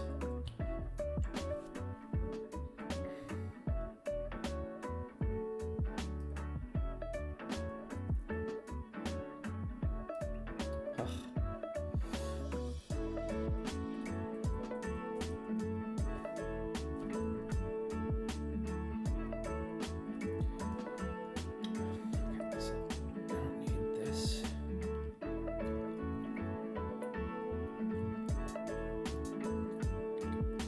Here. Okay, so this is the best boxer in the world.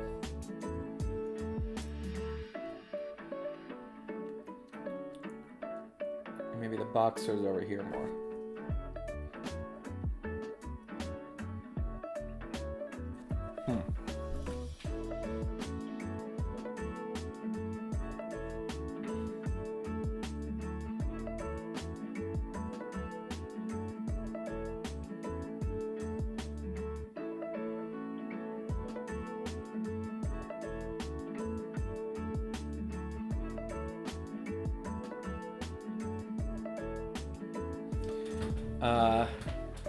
Okay.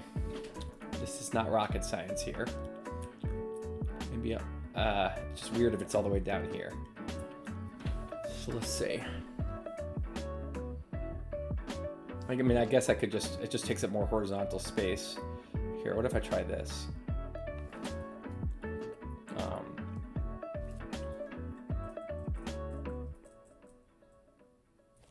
And then this guy goes all the way over here. This guy goes.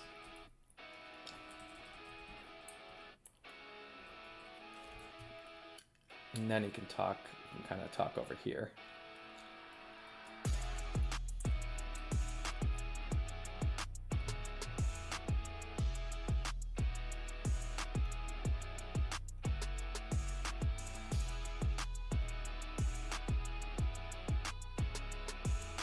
Because it's like, I don't want to have to change all their facial expressions to have them looking. I don't want to have them looking all the way over here, because I could just put him here, but that's going to be a bitch to have him. He's gonna. Maybe he's like kind of here, like he's kind of like, you know, it's like 3D, right? Okay, so maybe this is what happens. This guy's over here. This dude over here, and this guy is who he's talking to, and he's kind of over here. And I could even put him in front a little bit. And he says, "Who is he beating?"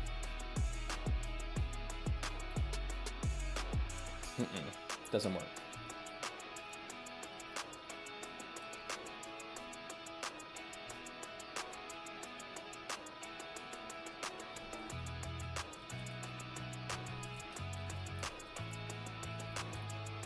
Okay. We'll try it. We'll try it. Okay. And then now we can mimic their locations. Did I have the boxer's face changing? He was looking back and forth, but that's not important. Okay, so there's not much. Okay, so we can just mimic these 3 positions here.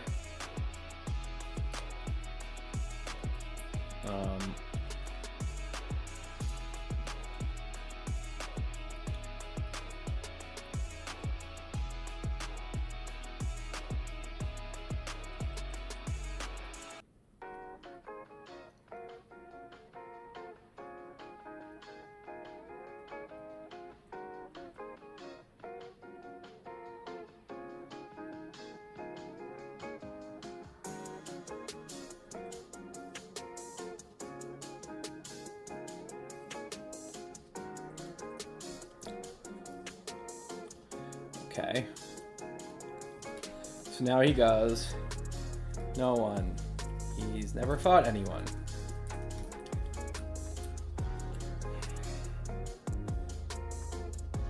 Then how do you know he's the best in the world?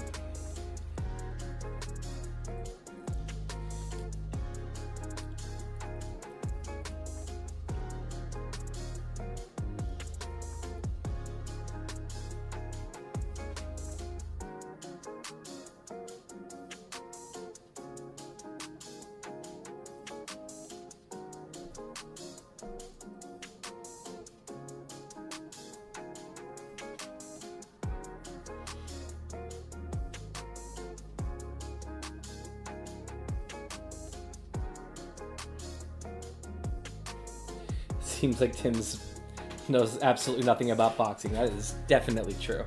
But I think I can safely say that no boxer should be crowned the best boxer in the world who has never boxed anyone. Okay. I'm just going to try this. This might look stupid.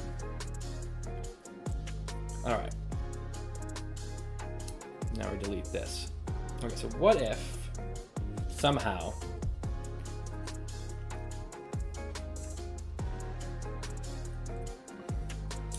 we can just pull this off? Let's see.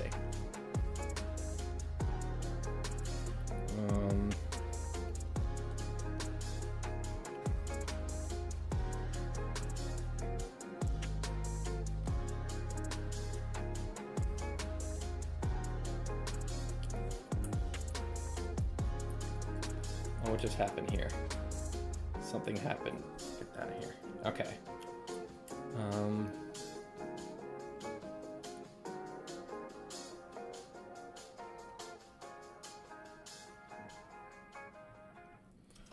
Okay, now I move all of this.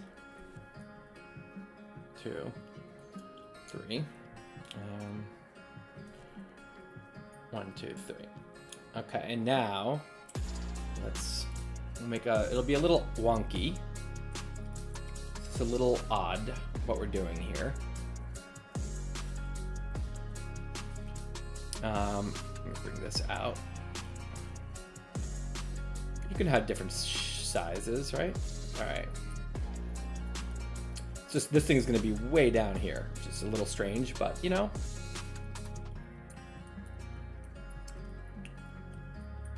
I don't have to draw an expression on this guy's face because he's not from behind anymore. Okay, let's just try this for 1 sec. So, first, in this frame,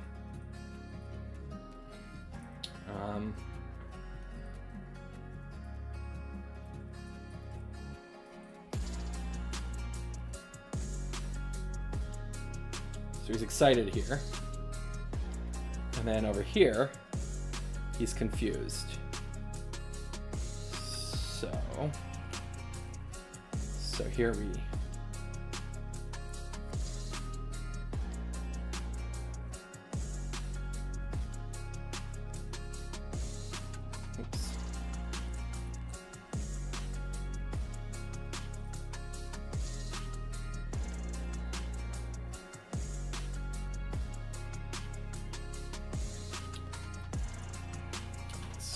stupid.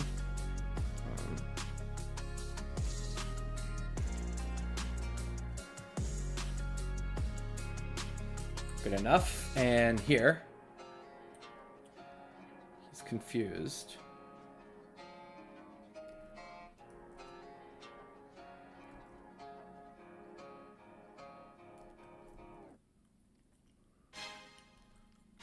Anyone who's here this morning is acquainted with how long it takes me to get the mouths and right.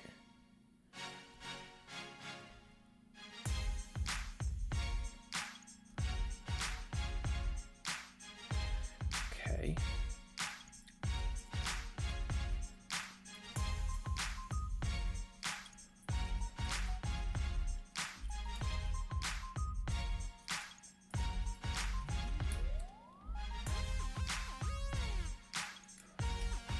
Okay,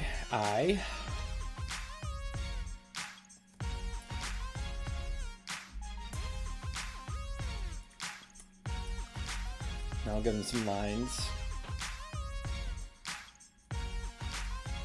So, this guy's the best boxer in the world. Wow, cool, who's he beaten? It's a little bad, but never fought anyone. How do we know he's the best boxer? Now here's the one I'm most concerned about. This looks weird. Oof. I don't know. Not sure, guys. Not sure about that. What do we think here? Would it be best if the lower guy was the one presenting the boxer? Kind of, but then the upper guy's talking first. I mean, when the lower guy talks first, if the text is lower, everyone reads the upper one first. That's part of the issue.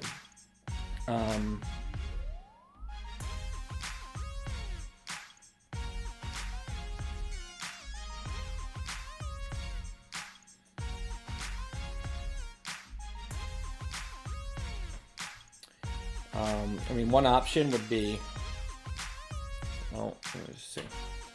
I mean, I could put this all the way over here and just lighten the, but I don't know. I kind of think this, it's not great. What do we think here? Double text on that for yeah.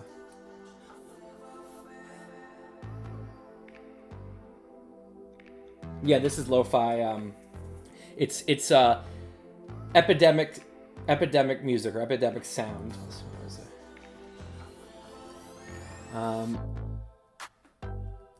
Epidemic Sound website. Sign up and you can play music on YouTube without getting YouTube shutting you down because it's licensed. And this is, I searched in Epidemic Sound for happy hip hop, and it has this playlist. Not a playlist. It's just this is everything tagged with happy and hip hop, and so one on top of the other is a vertical line between the two text boxes.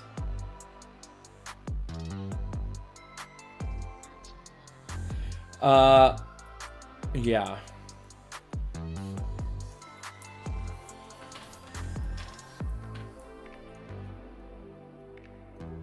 I'm going to leave this for now. How does it look if the line comes down on the left side? Oh, on the left side. Like,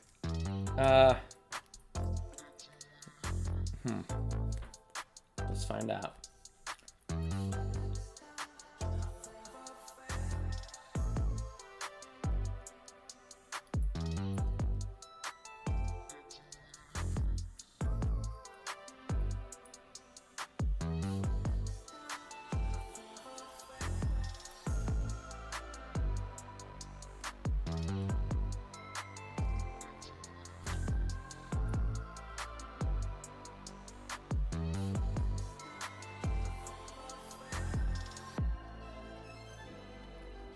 Maybe that's better. It's like one thought. Yeah. Is it?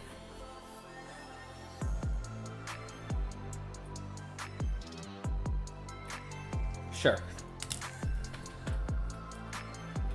No, this isn't a short playlist. No, it's not a playlist. It is, I'll show you.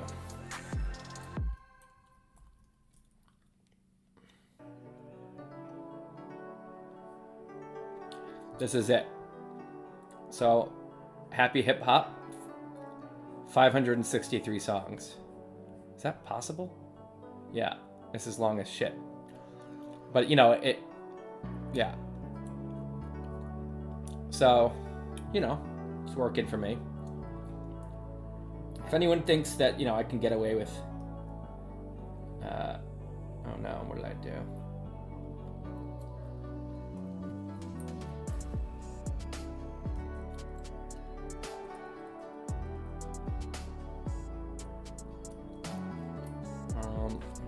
Magnet here.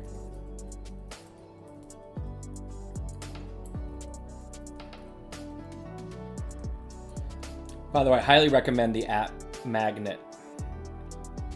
So check it out.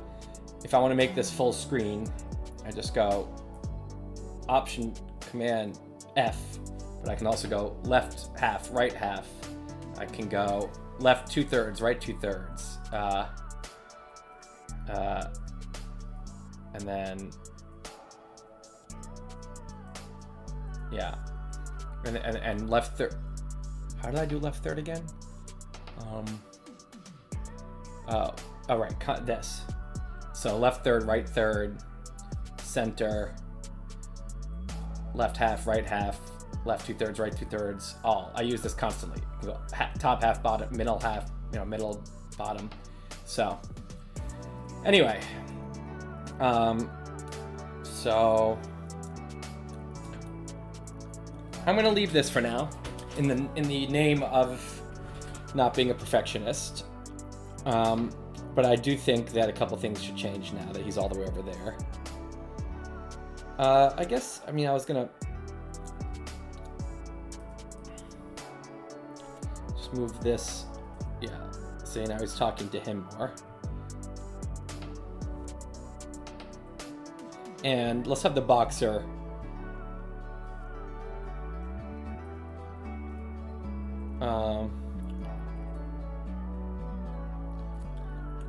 So now the Boxer looks, and it still has a little more life to it. Plus the Boxer's just the silly. I enjoy the Boxer. Now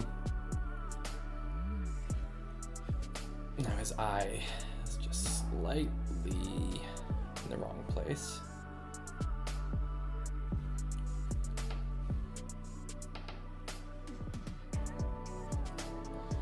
All right, let's move on. Boxer's condensed. Okay. So that was good. We turned 5 vertical panes into 1 vertical pane.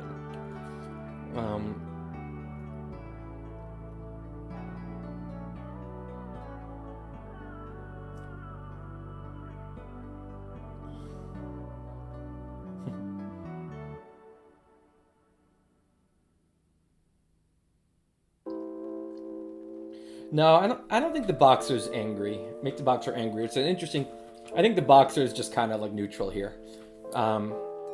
What computer am I doing this on? I'm doing this on a M1 Max MacBook Pro. That it was probably overkill.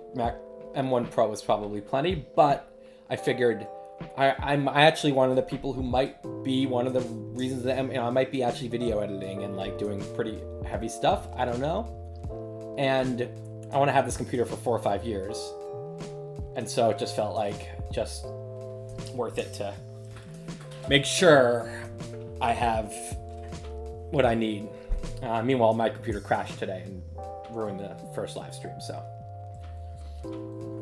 I think that's Pixelmator's fault probably more than the computer, but I don't know. Sometimes I think that the new, you gotta be careful, new chip comes out, and I didn't buy the first M1 round. I said, no, it's going to be a mess. And it's like, it takes a while for all the other software to update. Plus, just the new chips have their own problems. So I think it's not a bad move to wait till the M2 or whatever.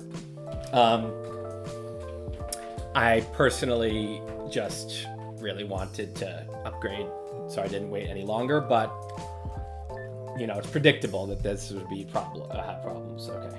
What size?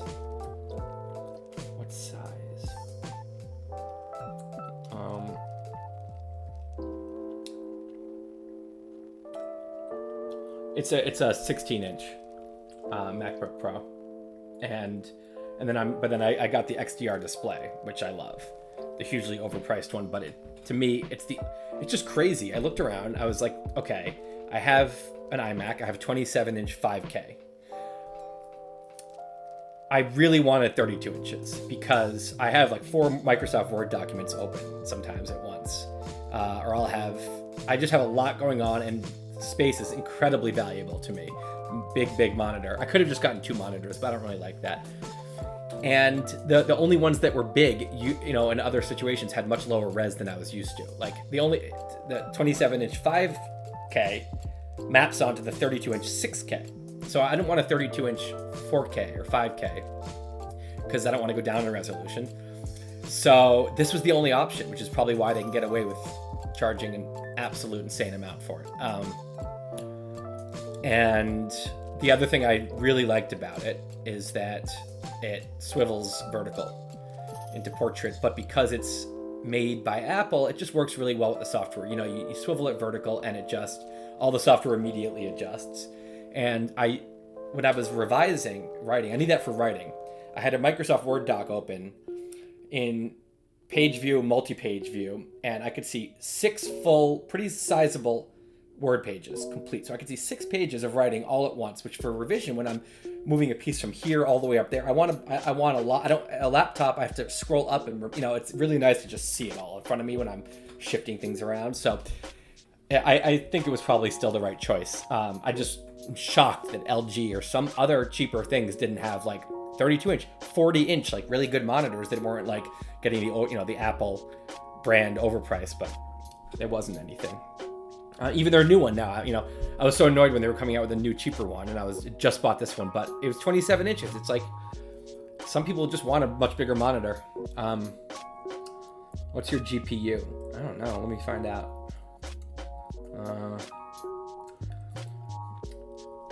My GPU is 64 gigabytes of memory. Went all out there as well. I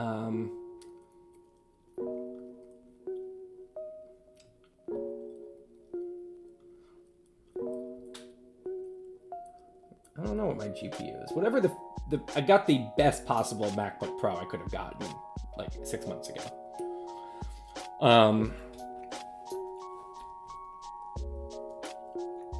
Okay. Next, should we procrastinate or should we do another drawing and then procrastinate? I'll leave it up to you. Someone answer, and then whatever you say, I'll do.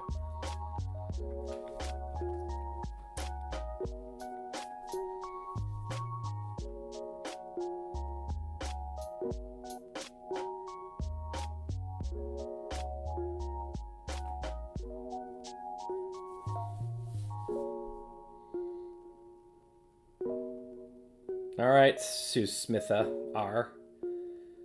Did we finish the crossword? Ooh, should we do another crossword? I did have fun doing that crossword. Draw first. Sorry, Catherine Sino. Oh.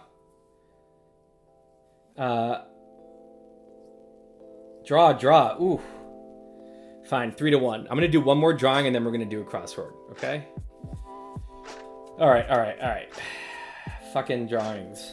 This is just, I know I complain a lot, but I just don't like it. It's grueling. You know, it reminds me of doing sets at the gym. I finish and I'm just like, and I don't want to just go to another one. I want to like pause, but that's why I take forever. It's part of the reason I'm doing the live stream, because it's just going to kick my ass to keep pushing here. All right. Okay, let's condense another comic that I have to condense. I need to condense the Skittles comic. So let's go back over and take a look at that one. That is it's in this one. Yeah, here it is. Okay, so we've got it, Skittles. This is about, you know, the primitive mind and higher mind arguing.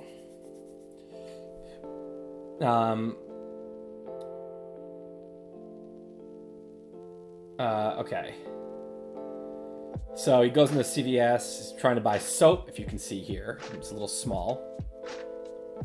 See, he's trying to buy soap. And then he looks down, and he's like, oh shit, those look delicious. He picks them up.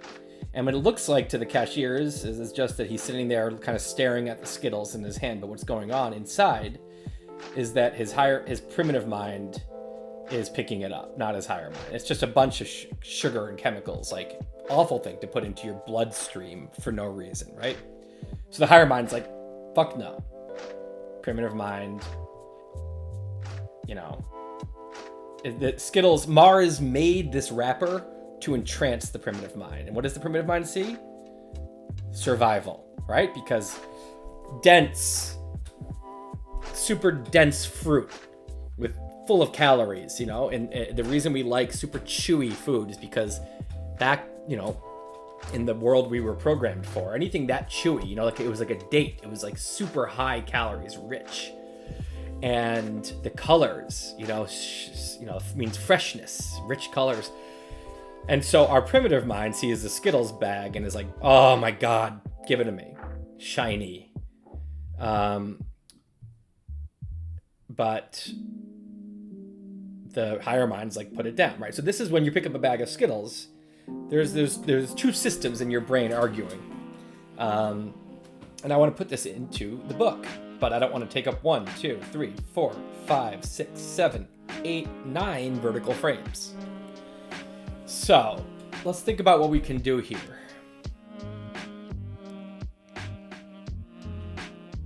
I don't think we need the CVS thing at the top. Okay, we certainly don't need all of this ordeal here. I think we can go from like this guy here, the second one. He's looking at it to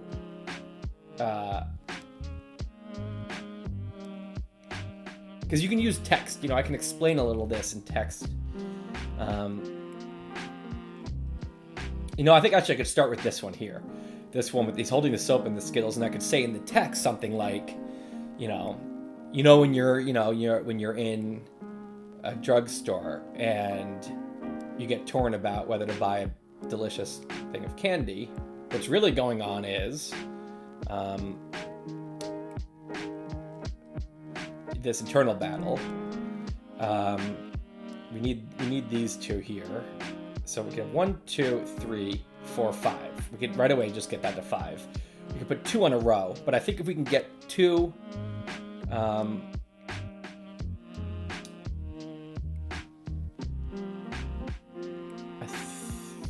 let's just try something here. Do you know how fucking long, by the way, this counter with all the candy took me? A long time. Although it's pretty shitty looking, so maybe it didn't take me that long. Okay. Okay, so let's pull these up here.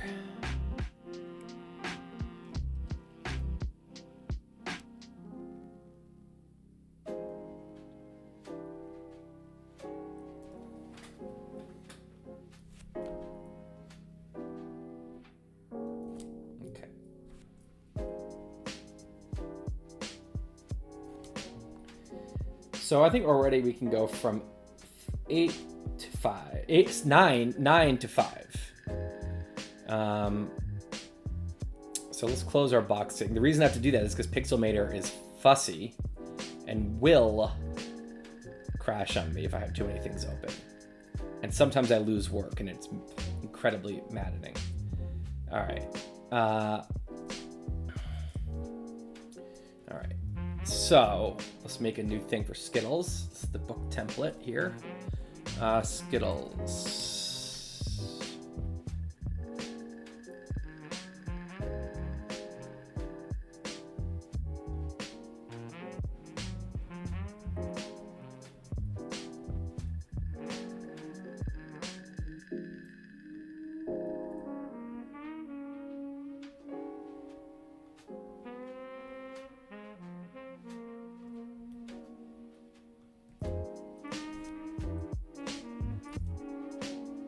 Am I gonna get like sued by Mars for putting this survival thing in? Does it because it looks too much like Skittles? I don't know. I guess I'll find out the hard way. All right. By the way, I wanted to put Disney screenshots. I wanted to screenshot Disney movies to put it into the post, which I did. But you can't even screenshot a Disney movie on your computer. It's so creepy. I can screenshot anything. It's just like, I can take it. And suddenly it's like screenshots just came out black. That's really intense. And so I had to take pictures of it with my phone. Not even gonna begin to try putting them in the actual book. All right.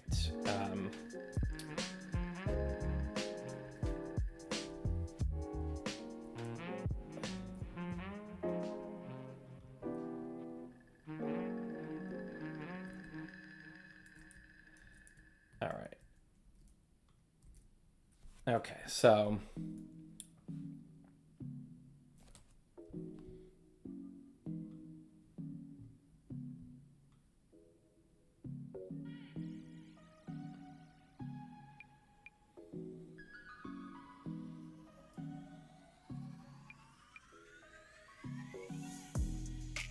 I think I have an idea.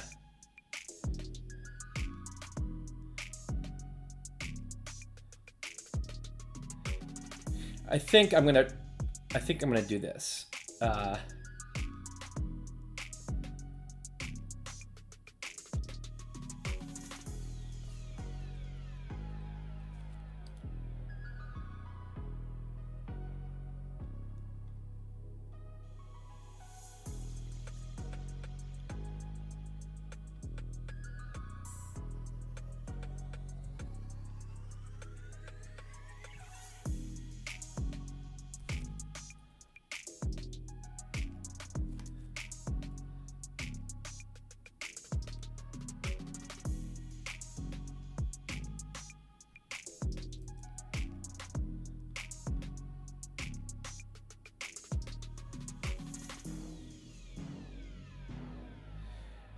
This is a little sloppy. That was a little too thin. Let's see.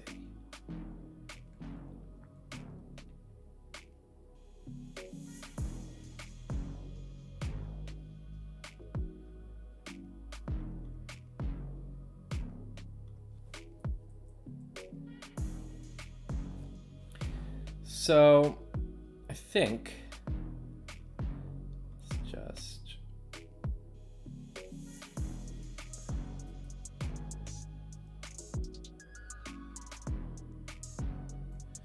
all right.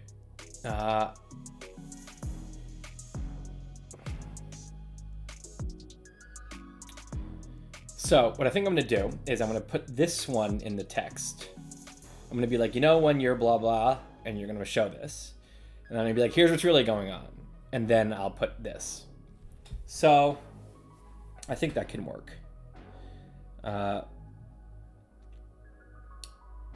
let's just say Skittles 2.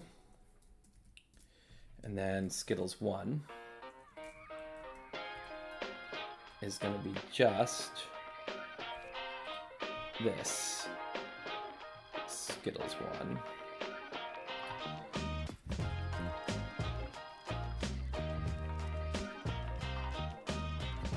And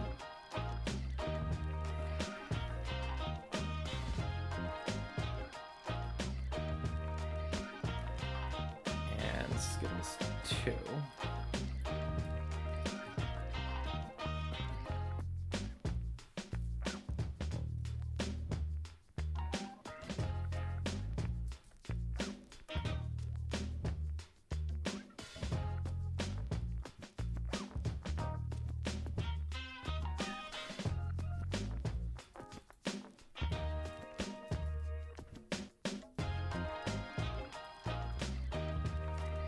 Cool.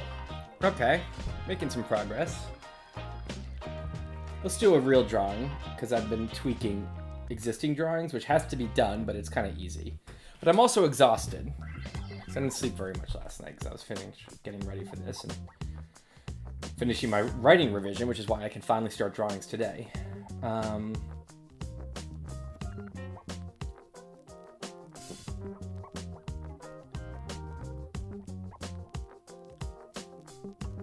All right, I'm going to do one more real drawing. Then we're going to go and procrastinate. Or it's more of a celebration because I'm going to be done with drawings for the day. And then I'm going to sleep a full night tonight. And tomorrow we're going to have a huge drawing day. Starting around noon Eastern time until like maybe midnight. And then same thing Wednesday. 2 huge drawing days coming up. And we're going to knock out a ton. So for the last drawing today, what we're going to do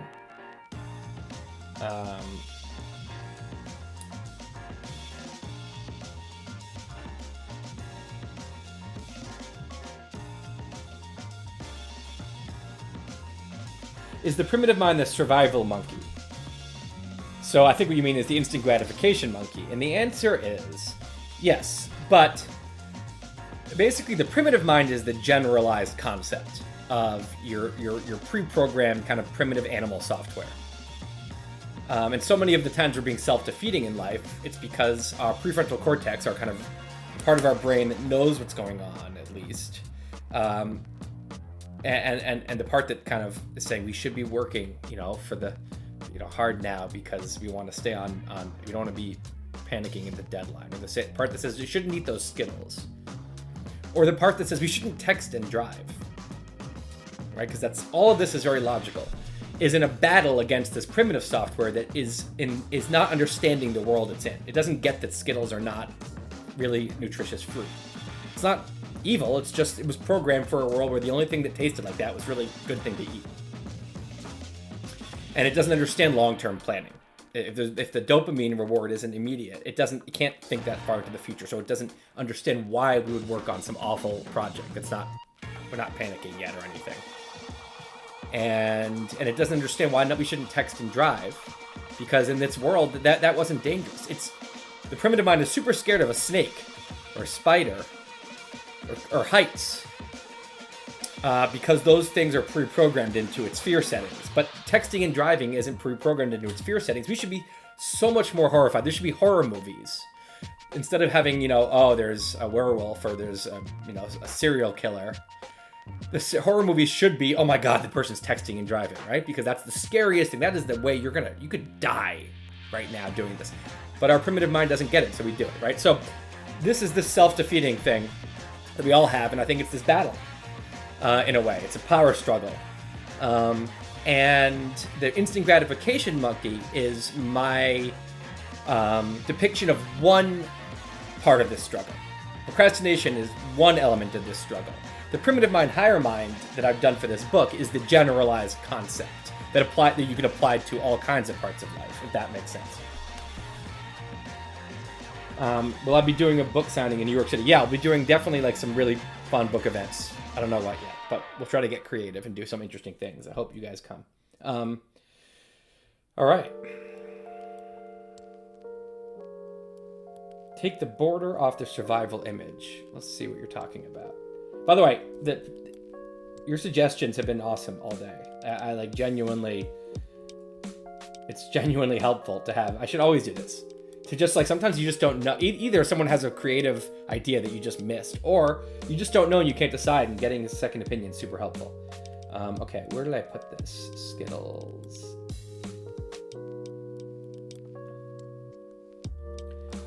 What is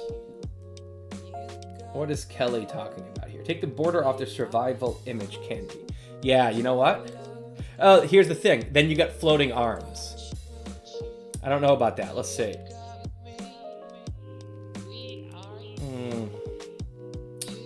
This thing won't be there.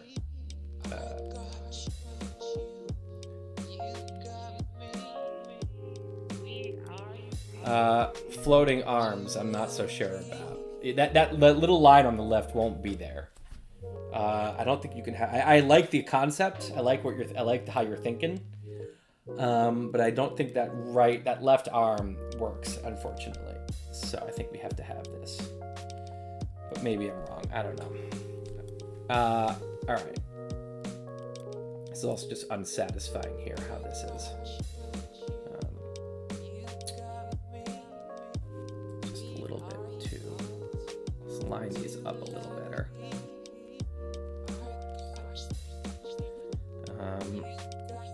This little lineup is really...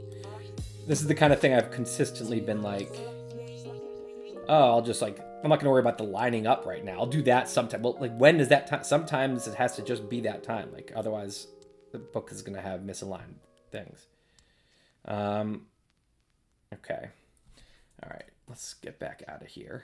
All right. We're going to do one last thing. And this is the first time today, I think, we're doing a drawing that's getting into kind of some of the later parts of the book that are stuff that has nothing to do with it has a lot to do with it, but it does not appear in the series at all. This is, I did one chapter is a kind of story of the Republican Party in the U.S.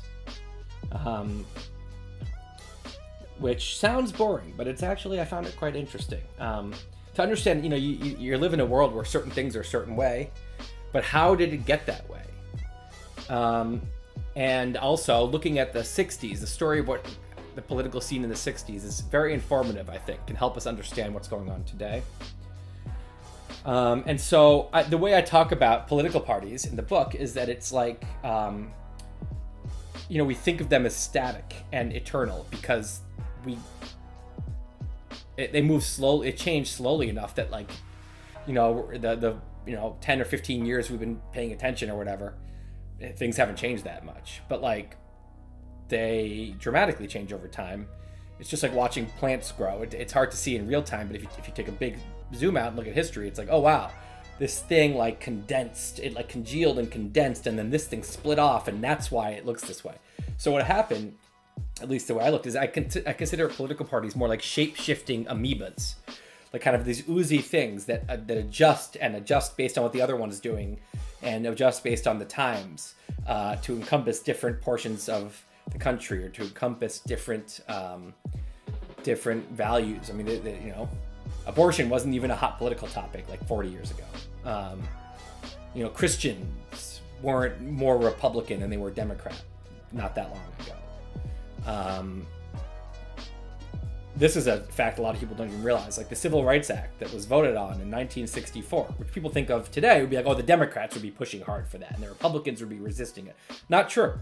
It was like equal. And if anything, the Republicans actually voted higher percentage of Republicans voted in favor of the Civil Rights Act than Democrats, partially because of this alliance Democrats had with the Southern Democrats. So we won't get into all this now. But I think it's interesting. And it doesn't have to be so divisive. It doesn't have to be discussed in such a tense, tribal way. It's just interesting looking at, political theory and watching how this stuff evolves. So one of the illustrations I do in this chapter is I illustrate the Republicans in the 60s, the Republican amoeba. And it was pretty horizontal, meaning it spanned all the way from kind of progressives to very conservatives. It was very, now, these things are parties are more condensed, right? And they don't overlap as much. But back then, there was a lot of overlap. There were a lot of Republicans that were much more progressive than the most conservative Democrats.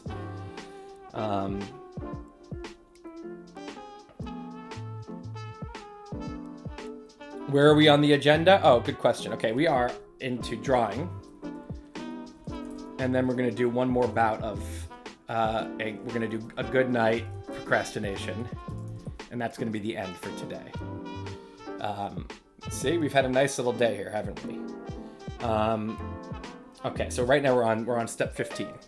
One last drawing.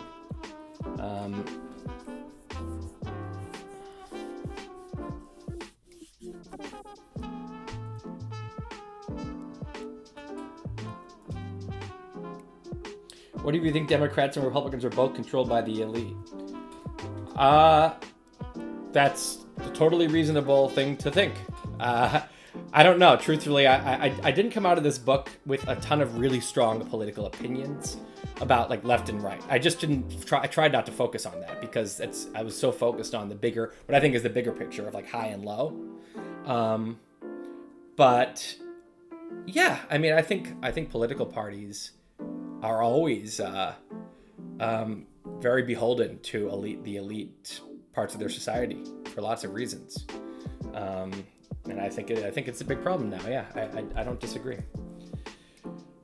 Okay. Let's figure out how we want to draw this.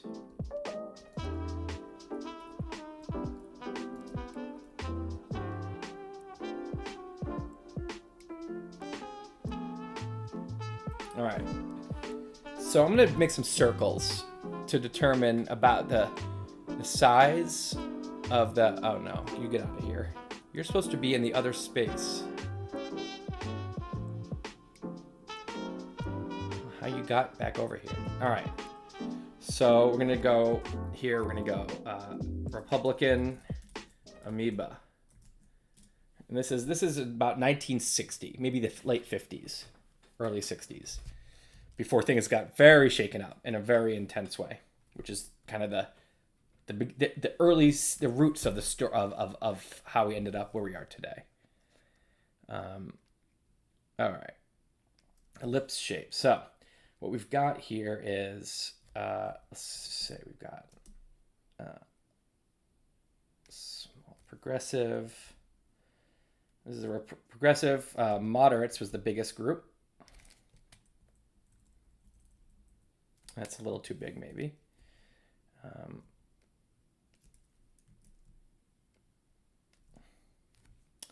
Then we've got stalwarts. This is based on a book by something Reichley. I forget his. Oh, James Reichley. James Reichley wrote an interesting book on. He wrote it. What's interesting is reading books that were written. Where did the music go? Don't you do this to me right now. And this last drawing.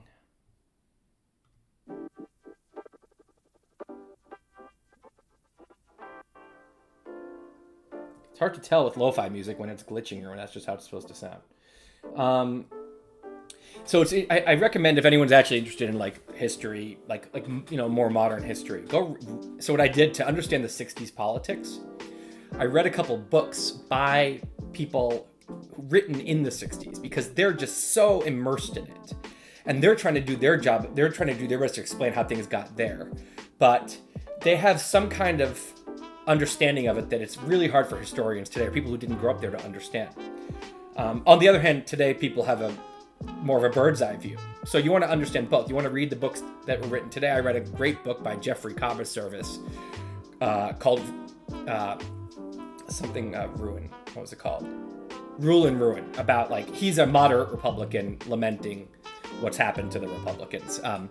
And so again, even that, I'm taking it with a grain of salt. Okay, he has his own bias, right? But the key is to read his book, and then also to read The Road to Serfdom, and then also to read this book by A. James Reichley, and different conservatives, different kinds of conservatives, and from different times. So you're getting some people who are really fresh in that moment, and people have a bird's eye view, and you start to get a better picture. But also, I would recommend reading newspapers. It's so interesting. Newspapers.com is amazing. You can go back and read any article from any newspaper, basically, in American newspapers at least, going back as long as they were. You can read 1800s articles, 1900s articles. It's just fascinating to look at the ads and the words and how the tone. But I read articles from the squabbling of the 1964 election. In the primaries, and this, again, as someone who's interested in politics, I'm sure this sounds supremely boring, but I found it super interesting because you're just getting a feel for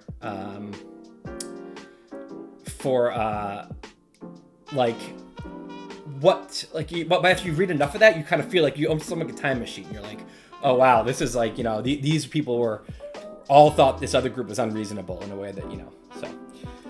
Okay, these ended up here somehow. Why are these all together in here? I don't want them to be.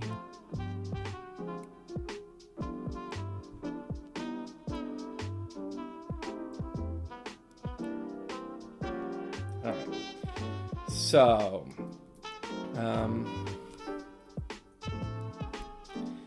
we've got the progressives, we've got the moderates, we've got the stalwarts, and then we've got the conservatives. And the conservatives was actually the smallest group in 1960, spearheaded by William F. Buckley. It was kind of a new group of young radical people, radical in a right-wing way.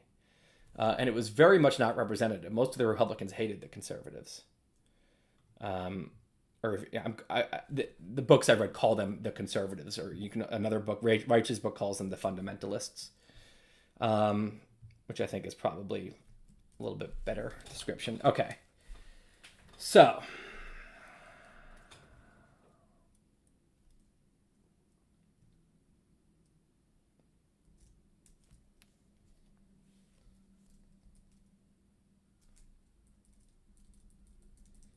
why is the music stopping? Why everything's being so mean to me for no reason here?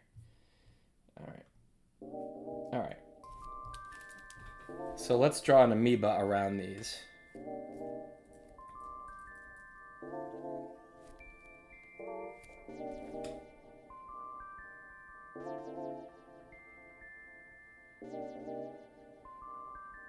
I don't like that.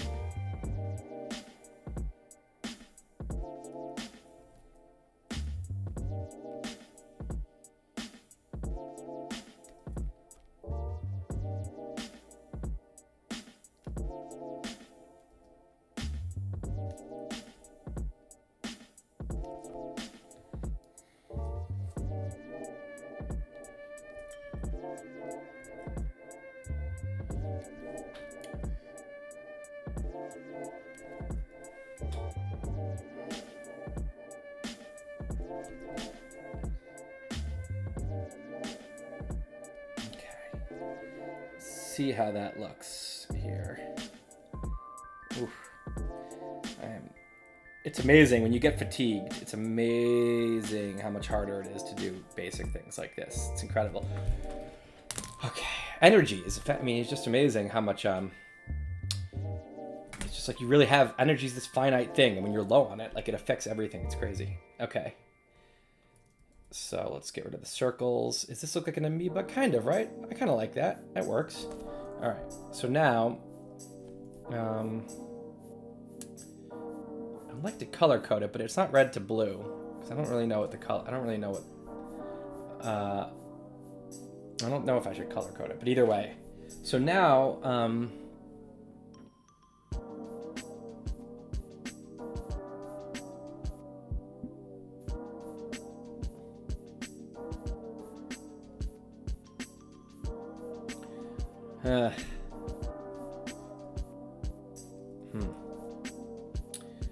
maybe let's try something simple first. Progressives.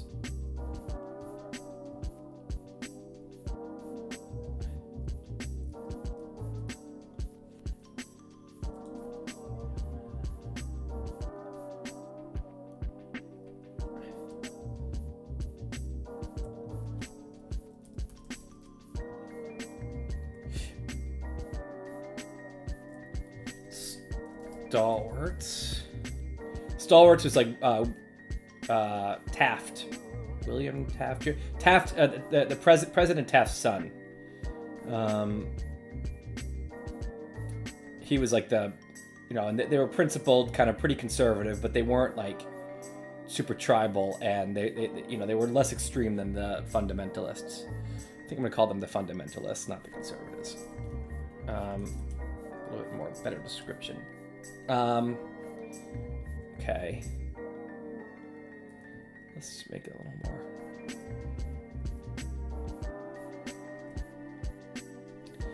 Moderates was defined by, the leader of the moderates was Eisenhower, and he was the president coming off his presidency at the time. So the moderates were large and in charge of this party at the time. Progressives was like Rockefeller,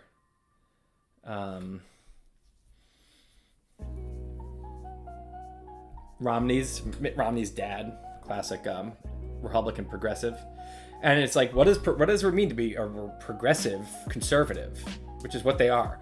What it means is this is Teddy Roosevelt, this is Benjamin Disraeli. It's the concept of a conservative who says change is inevitable, and it's not bad. It's just that change should be done the conservative way, where it's done cautiously, and it's done in a way that vigorously upholds kind of the underpinnings, the core values. While a more radical progressivism says, fuck the underpinnings and the core values, they're part of the problem. Let's upend even more. It's much more revolutionary. Progressive conservatives are not revolutionary. They're saying, let's make changes slowly and deliberately and cautiously and uphold our core values. And the Democrats were more like, the New Deal is more like, let's shake everything up. And then you get even more radical, and it's like, you get to Marxism, where it's like, fuck the whole system. It's all bad. It's all rigged. And so it's interesting. I mean, I think, and I don't want to go on a political rant, but I think it's what you really want is you want this whole group in the room. You want the hardcore radicals being like, because like if we're missing something big, then they're going to be the ones to point that out. What do we like all think is just a good value that's actually something we should be changing, or a good system. And then you want the progressive conservatives who are saying, whoa, let's be careful with our values. And then you want the hardcore conservatives that are saying, no, like, let's not have any change at all, or let's go back to the way things were, because sometimes you did make a mistake and you should go back to the way things were in one way or another. So I think this is why I think the 50s and 60s were a little healthier, because you had all these groups kind of at the big round table of different voices. You've had since is that this ideological realignment, where you have the ideological purification of the parties. All the progressives became Democrats. All the conservatives became Republicans, and they got more extreme, both of these. And so you had, there was no more there was no more deliberating within the party, or much less, and that's not good. I think that just turns now into just kind of war of attrition, tribalism, digging your heels in, who has more power at any given, stage. Let's try to do everything we can to like overpower the other, and so it's part of what I'm trying to figure out in this book is how does that happen, and can we maybe do something about it. Okay, so now I'm gonna do some lines, and then the question's gonna be, do we want color? Because the problem with color, obviously this would look good with color, right? We'd like a nice color gradient. It would be pretty. The issue is colors have a lot of meaning in politics, and I don't want to be confusing. I don't want to give information that I'm not trying to give.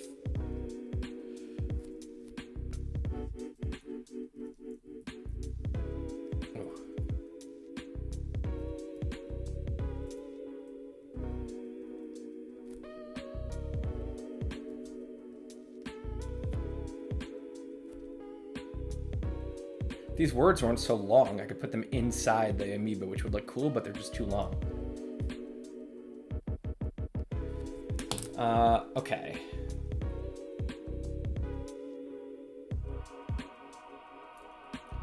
And then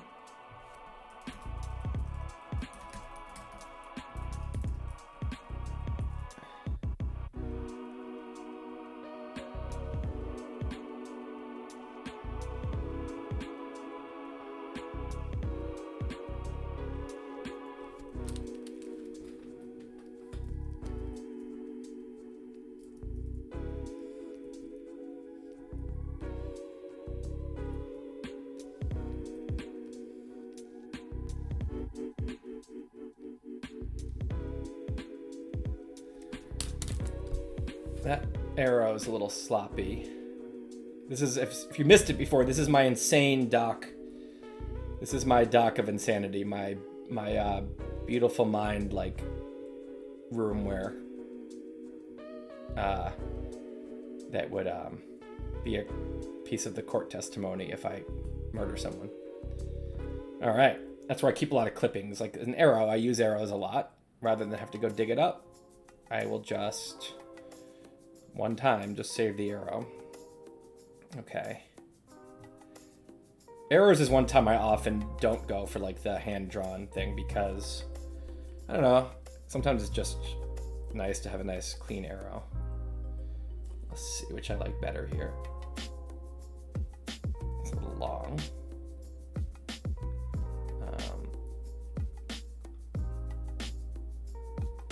Do I even need this stuff at the bottom? Do we need more conservative, or is it obvious? It kind of mussies it up a little bit.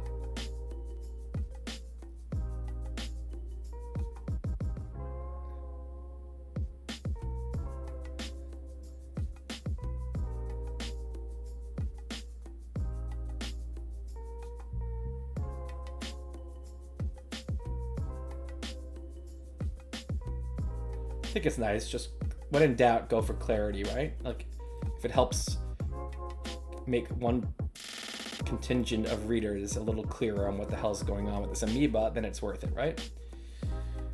All right, now, do we make it pretty? Let's just see what it would look like. So let's do this. Let's go over here and let's fill it. And now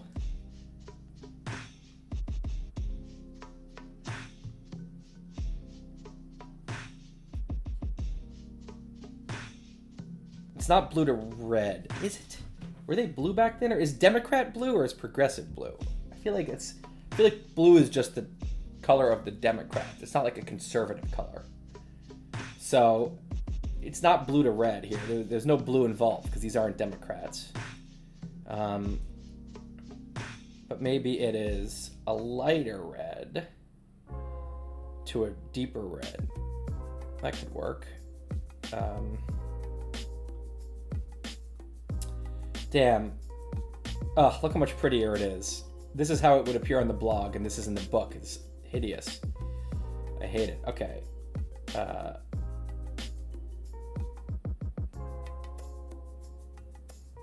But now, like, what are we doing here? Just making this, like, weird fleshy color for no reason?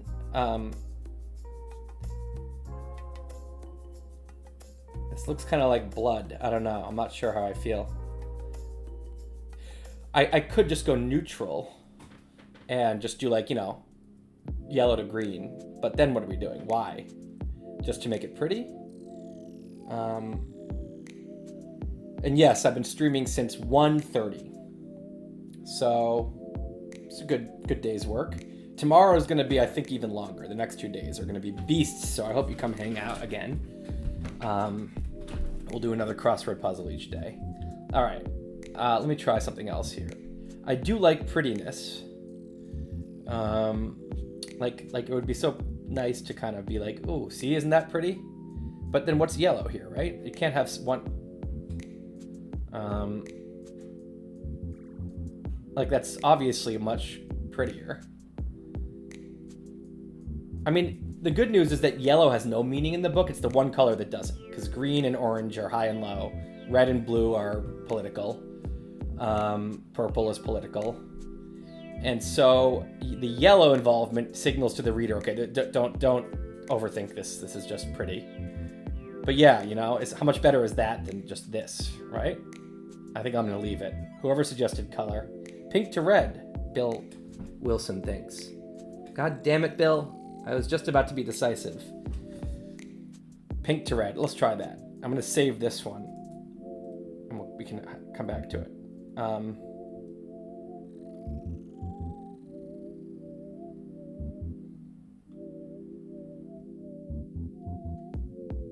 What is this? Hideous.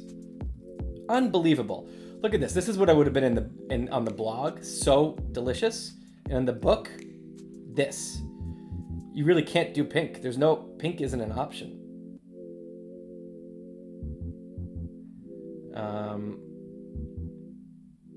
That's the problem. This gradient's a lot less fun when I have to use book colors. Those 4 colors.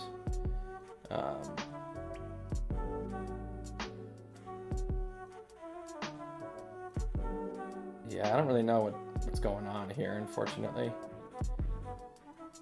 It just looks orangey. It doesn't look red. You can't get red from that printer with the cyan and the magenta.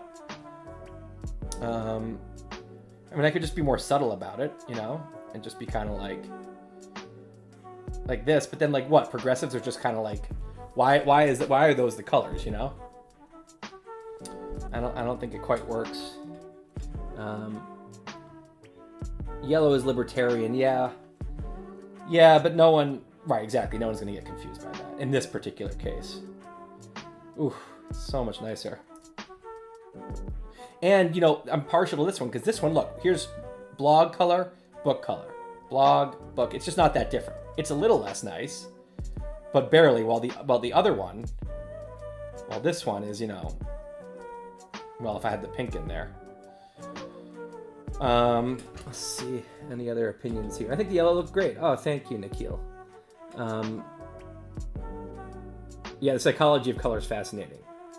This book was really tricky because I can just do pretty things. If you look at my spectrums on my, you know, I'll just pick colors that look nice, but you can't do that here because there's so much meaning in every color in this book, which is part of why you're going to have to pay $8 or so more for the book because it's going to be and there's like a 3-month delay because I was insistent on having it a full color book because it's just so important to this.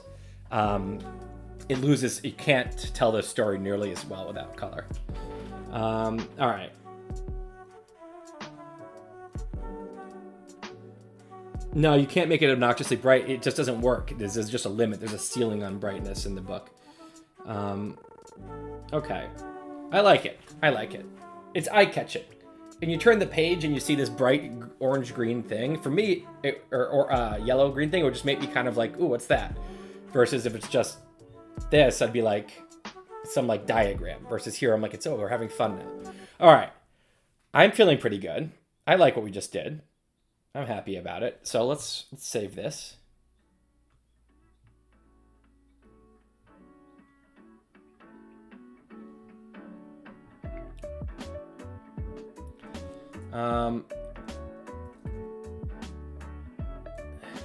Cool. We made some good progress today.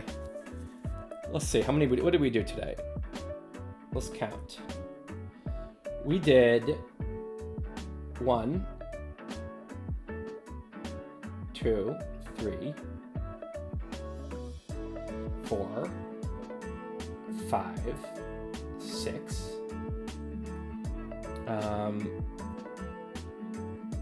7, 8, 8.5, because that was just altering an existing drawing. 9, also altering an existing drawing. 10, 11. I think we got like 11.5 real drawings done today, which is good. I'm going to try to do at least 15 or 16 tomorrow, and at least the same on Wednesday. I'll be better rested. All right. So let's procrastinate. Good night, procrastination. We are in the last chapter of the day. So, what are we doing now? We did global. We did Wiki roulette. We could do a little more of that.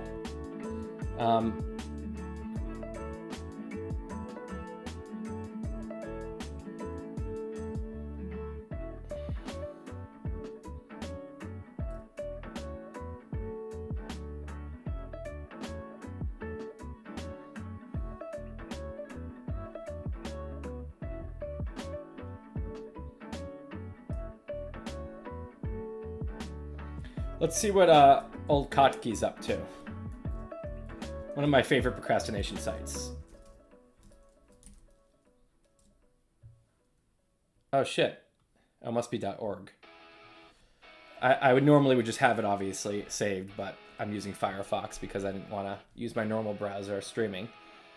Okay, Hank Green is saying some shit sometime.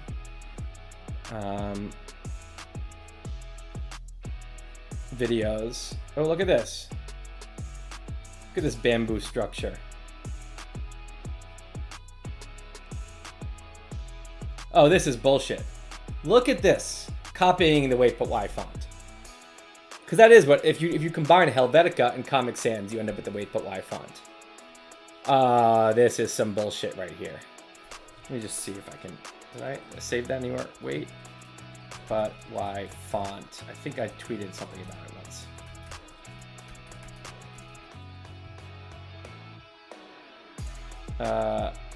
Oh yeah, look at this.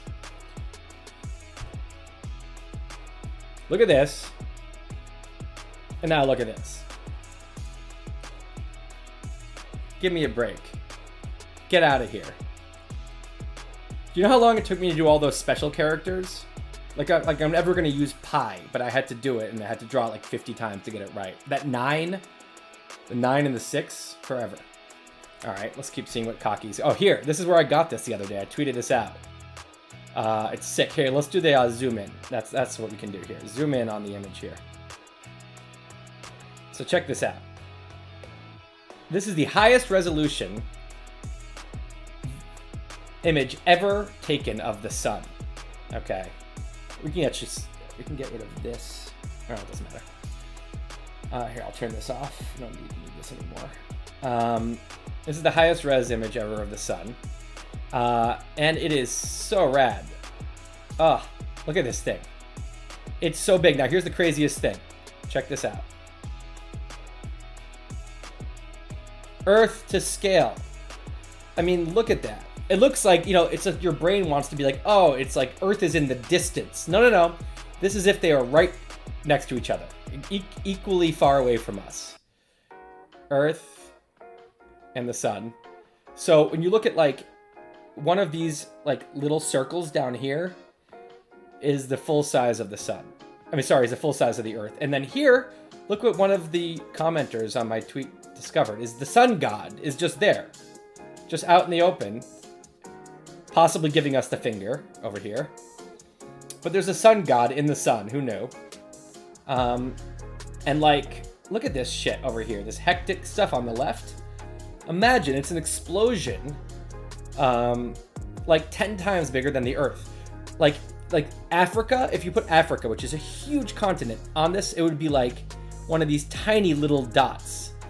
it's just really nuts. So this is your sun, and it is, you know, and I find it cool that we can see a star up close. It's like, you know, you see the stars in the sky, and it's like we have one, we know what they look like. This is what stars all look like when you get close, is this hectic shit. So I feel like this is a good note to end on here. Look at this tornado up here next to the Earth. That tornado is, you could slide 5 Earths right into it. So pretty crazy. All right, well, thank you. I had fun. We will do a lot more things tomorrow. I'm gonna come up with a bunch of good procrastination activities. We're gonna get 16 drawings done, and we're gonna do a bunch of procrastination, because I'm gonna do at least 12 hours tomorrow, which is 50% longer than I went today. Plus, I won't have as many technical difficulties, hopefully. Plus, we'll have done a lot of the early explaining, because people have been here already. Thanks. I'm happy you liked it, and I will do more live streams in the future. I loved the chat today. I only had to ban one person, so good job not being assholes. And that was just because he was like spamming at the very beginning with like some annoying political thing. So yeah, okay. So I think I'm gonna post this so it's up on the blog. So it's up on YouTube. I think we're just gonna make it like so you can, you know, if someone didn't see anything and they want to see any parts of it, they can watch.